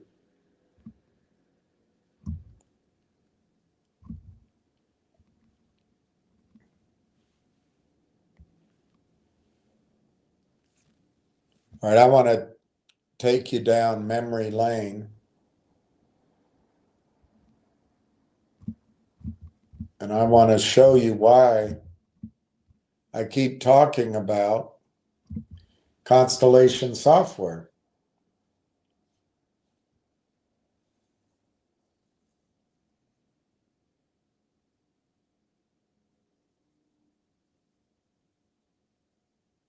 Okay, so Constellation Software Business History. This was published October 14th, 2022. Constellation Software Business History. This is an excerpt, it's not the whole story, from our first Speedwell research piece, which goes over Constellation Software and its early history. It is just the beginning of our thousands of words deep. So you can go buy it if you want to. You go to info@speedwellresearch.com and buy it. I didn't buy it. I mean, I buy the story, I didn't buy the research.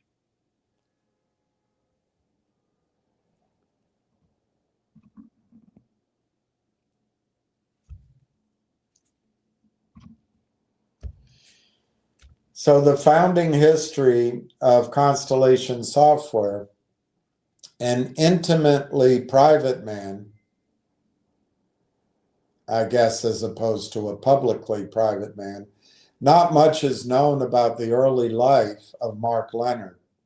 As far as the internet is concerned, he first appeared in life when he attended the University of Guelph in Ontario sometime in the early 1970s.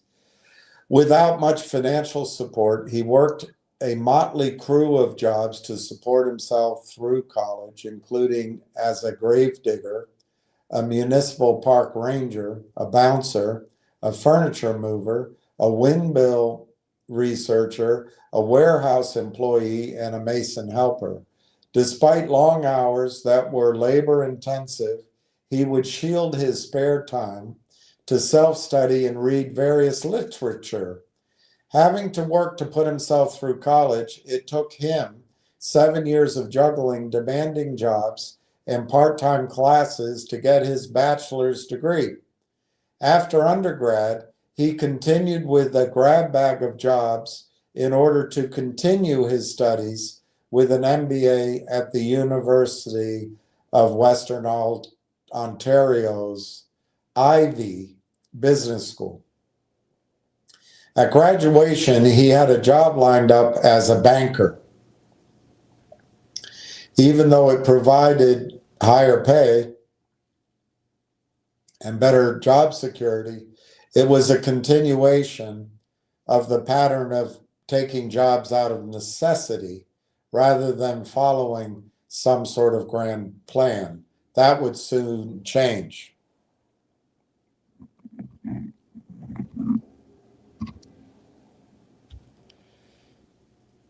He figured out the summer before, when interning, that he wouldn't want to be a banker for long. A superior had actually told him that. And he was advised to go through the bank's client list and see whose bank business looked the most interesting.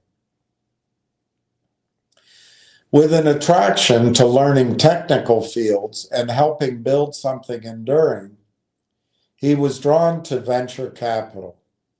After blanketing every Canadian venture capital firm with his application, he was swiftly rejected by each. Not deterred, he spent the little money he and his wife had to fly to venture capital conferences to network and better angle himself for a job. Eventually it worked, and he joined Ventures West, a leading VC firm in Canada.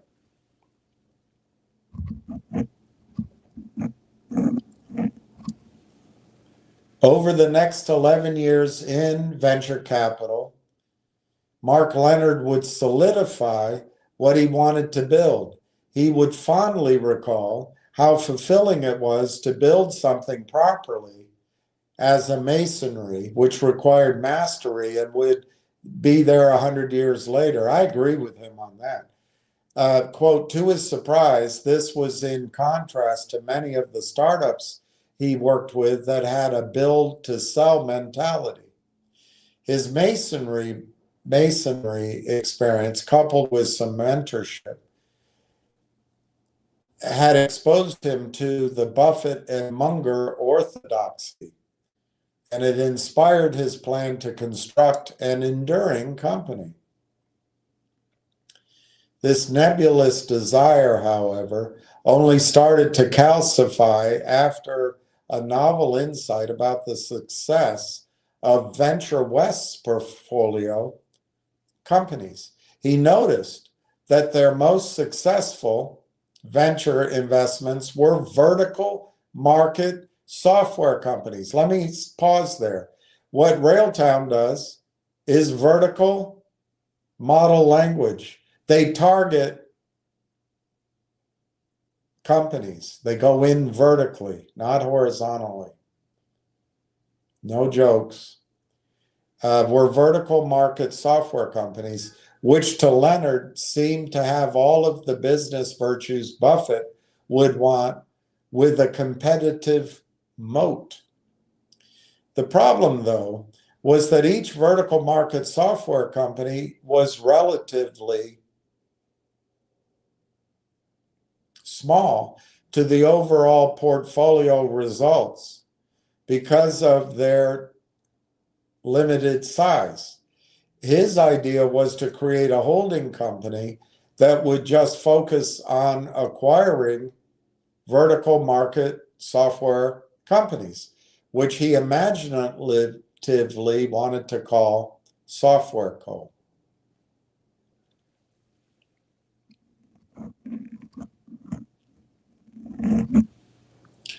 Mark's reputation as a sharp thinker with an indisputable work ethic made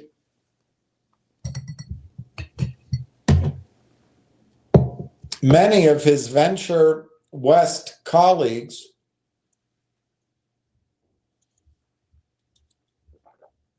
enthusiastic to seed his idea, which alongside an old business school buddy who happened to work at Omer's, who do you think that is? Ontario Municipal Employees Retirement System Pension Fund. Alongside an old business school buddy who worked at Omer's, allowed him to raise a full $25 million Canadian. There was one piece of feedback, though. The name Leonard picked was terrible. And so Software Co. became Constellation Software, a reference to seeing a unifying picture of otherwise unconnected pieces, and officially launched in 1995. This is the software headquarters in Toronto, which, by the way, is, as far as I know, where John Ruffalo lives. He certainly has business offices there.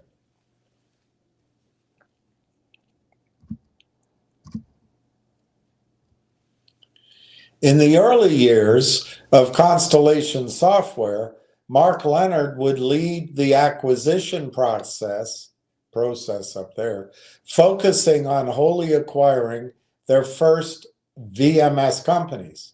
The attraction to VMS was born from the fact, that's vertical market software, was born from the fact that each software offering tends to be mission critical to the users, and each market is small enough that competition to buy is insulated from, or I guess competition from other software companies too, is insulated from the big players who could not rationalize spending in these small, I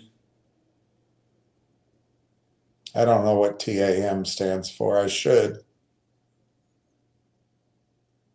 Small total asset markets, total asset, I don't know. So anyway, he could make offers to buy the companies without much competition. Additionally, the recurring nature of most of the revenues and minimum maintenance capex makes software inherently attractive. More on this later. They would later publish this diagram in the IPO prospectus to portray the dynamics. Let's not go through it because I can't read it. It's too small.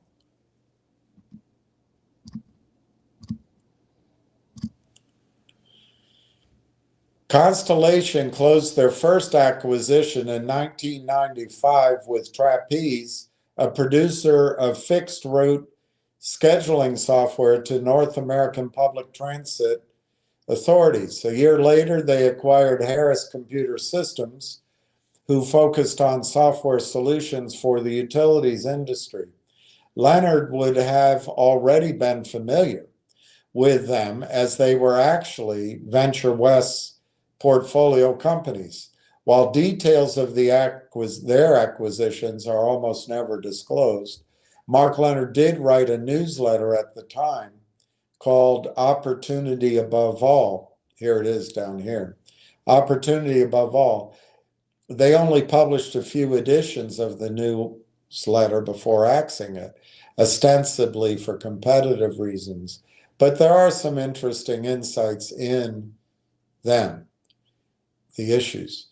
In the first edition, he remarked that a company growing revenues in the high teens with low 20s EBITDA margins was worth an average of 1.65 times revenue.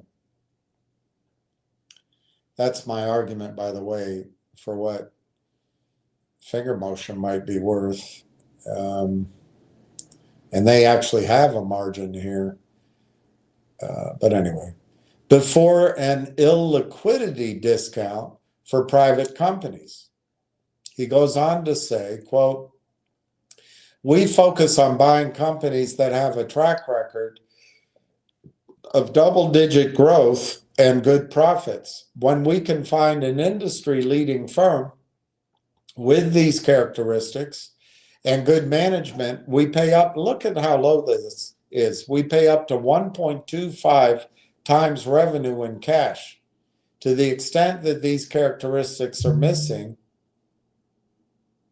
we discount the price. So he was buying revenue at 1.25 times. Obviously, in the AI space, it's higher. But if this model can be somehow replicated by AI partners, it may not be this low, but I think it'll be low as a multiple. This is the strategy they're going to follow.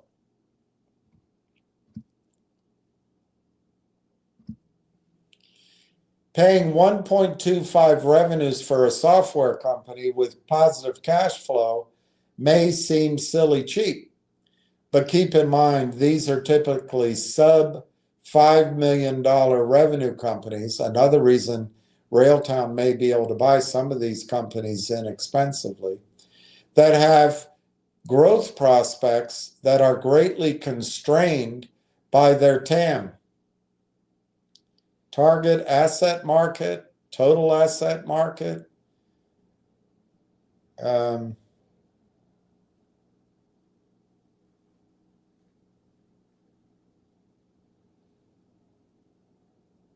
don't know what TAM is. I'm sorry. I should know, but I don't. And do have natural buyers, as private equity firms tend to be focused on companies that are multiples of that size. Parentheses. Having said that, valuations have considerably risen since 1998. Unparen. Given that they are acquiring so many small companies, having multiple capital allocators who can find acquisition opportunities and deploy capital is critical, and actually at the heart of their success. We will touch back on this in the next section. So here they have a chart. They manage, build, acquire, boom, boom. And the capital, I can't point to it, is in the middle. And then they help companies do all this. That was their idea. This diagram shows how capital moves from the operating business into new acquisitions or organic growth. My point being is that maybe AIP and Railtown are going to do something like this with a Papa company and then a bunch of daughter companies. I don't know. We'll find out. A few years later, his friend who helped arrange the original Omer's investment left the pension fund. Who do you think that is? And a different analyst took responsibility to oversee the Constellation investment. Allegedly, the replacement and Mark didn't get along as well. And the less congenial relationship spurred Constellation to add another large shareholder to counterbalance Omer's influence. This new investment came from TD Capital Canadian Private Equity Partners, a very logical investor in Railtown. TD Capital Canadian Private Equity Partners, in the form of a $60 million private placement, is what precipitated their IPO in 2006. Here it is. Unlike most IPOs, this public offering raised zero primary capital. In other words, it raised zero funds that Constellation would receive, and was instead solely used to provide early investors, mainly TD Capital, a liquidity event. In fact, look at this. And to the extent there's a secret sauce that I don't know about, this is what AIP may be valuable for.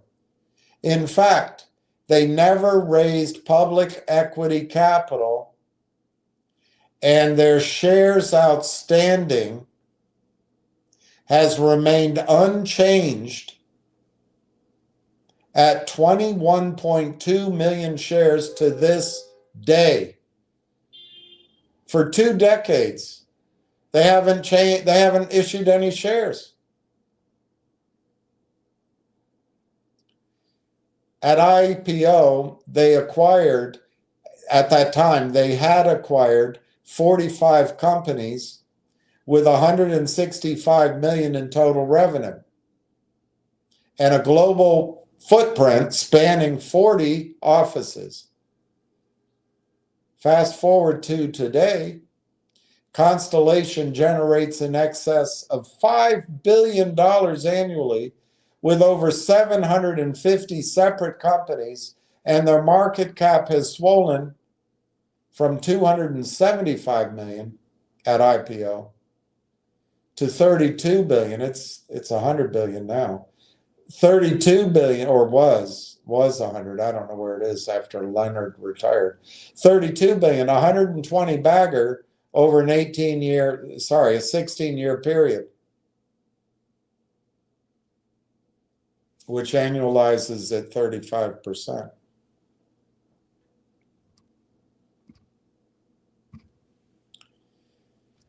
Constellation Software was listed on the Toronto Stock Exchange under the symbol CSU. There's the Toronto Stock Exchange,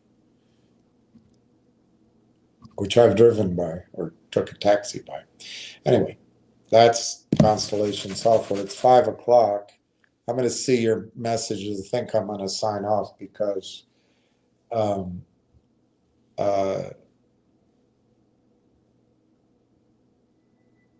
well, I'm a little bit hungry.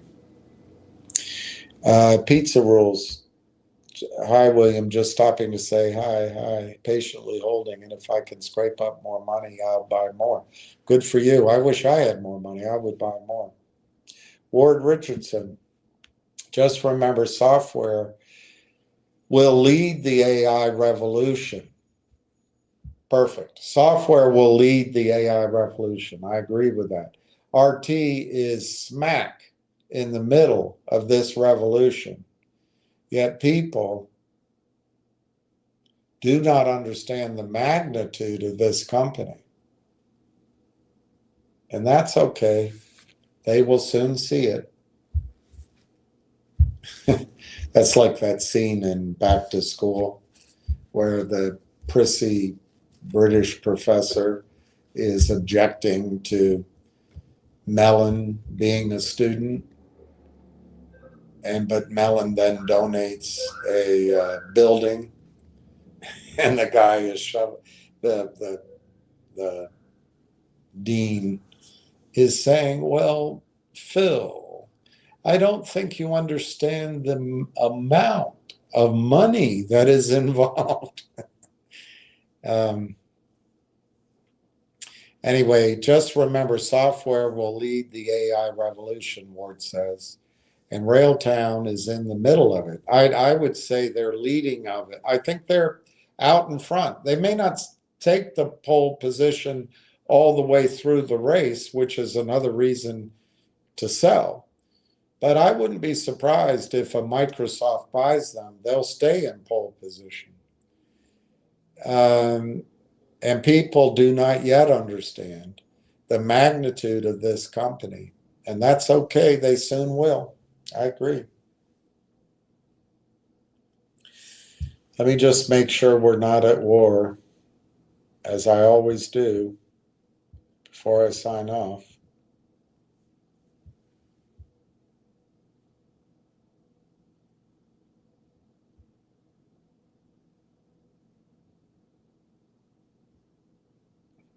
We're not at war.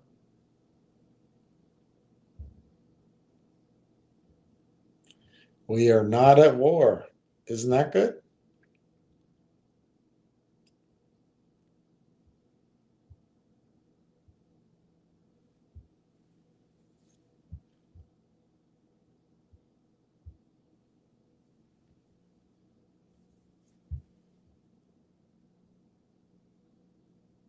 Amazon. All right, I'll read this. This is from Martin Armstrong. Amazon to replace 600,000 jobs with AI.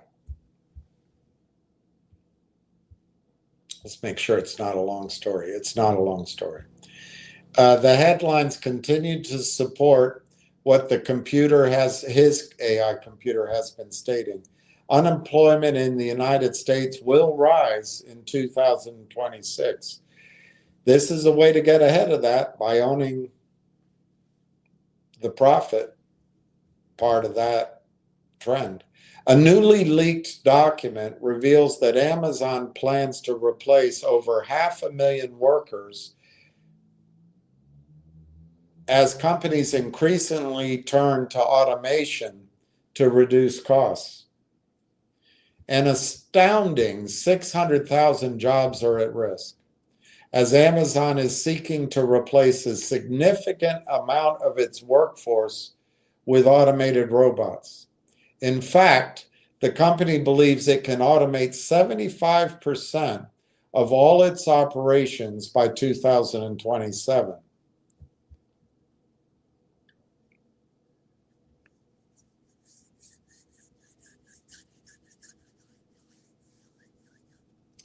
Over 160,000 roles in the operations department will be lost in the next 2 years.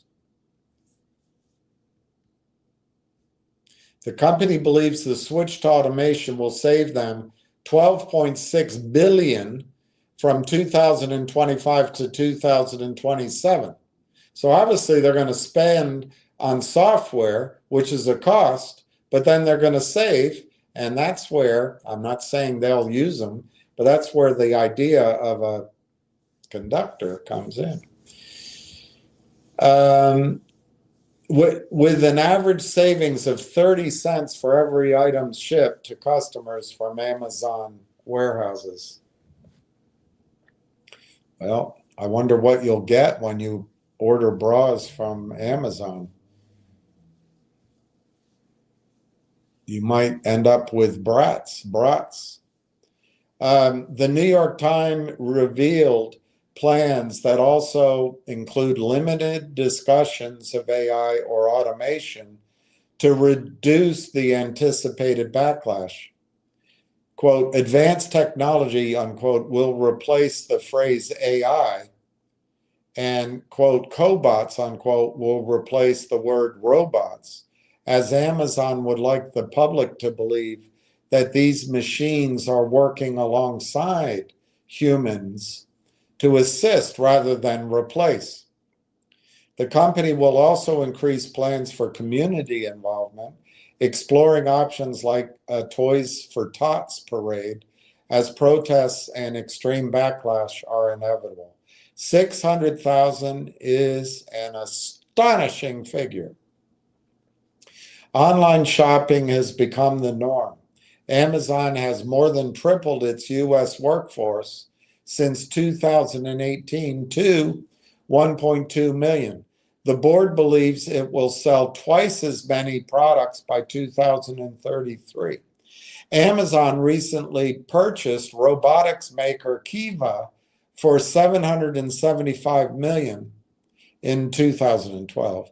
At the dawn of robotic AI replacement, by 2025, the company had developed one of the most advanced warehouses in the world at Shreveport, Louisiana. Thousands of robots operate the Shreveport warehouse, where they are learning to replace their human coworkers. Nag, nag, nag. The warehouse needed a quarter fewer workers last year and plans to cut the number of human workers by half in 2026 as cobots advance in skill.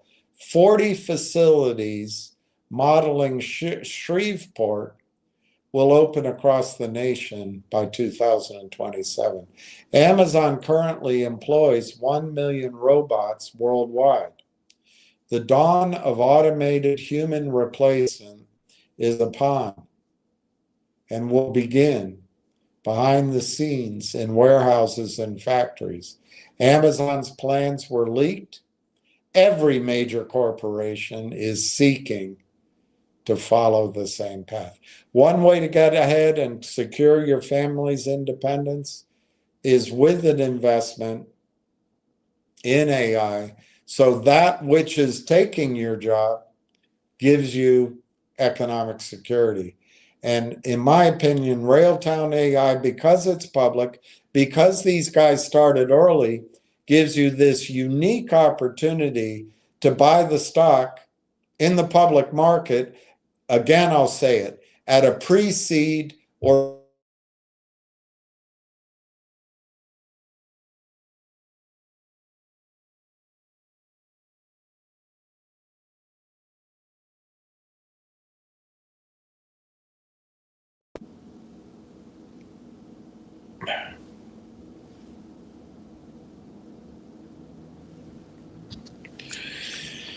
and you wouldn't have had that chance if Railtown had gone the private route. They didn't, because when they started, I don't think there was demand on the private side. So you get to take advantage of that opportunity to buy in at, I think, pre-seed, seed rounds. If I'm wrong, maybe it's an A series. But you're getting in inexpensively. And I don't think the valuation is recognized, mainly because the institutional buying hasn't happened yet. 3 reasons for that. One, for this period of time of limbo between February 11th and the closing of the AIP deal, which hasn't been announced as closed yet. I agree with the gentleman, I think Justin, that said it's next Friday should be the maximum. Secondly, the automatic short selling by computers just issuing double ply toilet paper automatically every time you buy shares gives you a chance to buy stock at a suppressed, depressed price. And number 3, the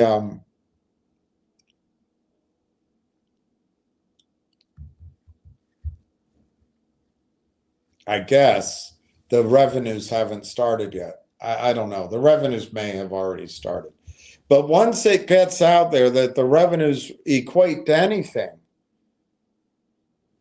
like the competitors, you got $1 billion company, you got 18x. You got 20x from this price. Once the stock's $1.5 billion. Well, how's that possible? Well, I've tried to show you.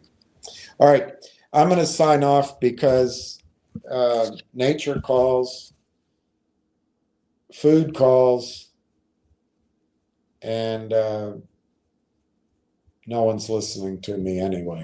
So I wish everybody peace tonight. I hope you have a good evening, surrounded by friends and family and happy puppy dogs, and wake up tomorrow in a good mood.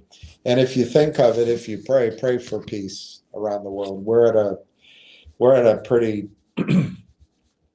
dangerous time. So pray for Trump and Putin and level heads in the Middle East and elsewhere. Anyway, cheers. Thanks for tuning in.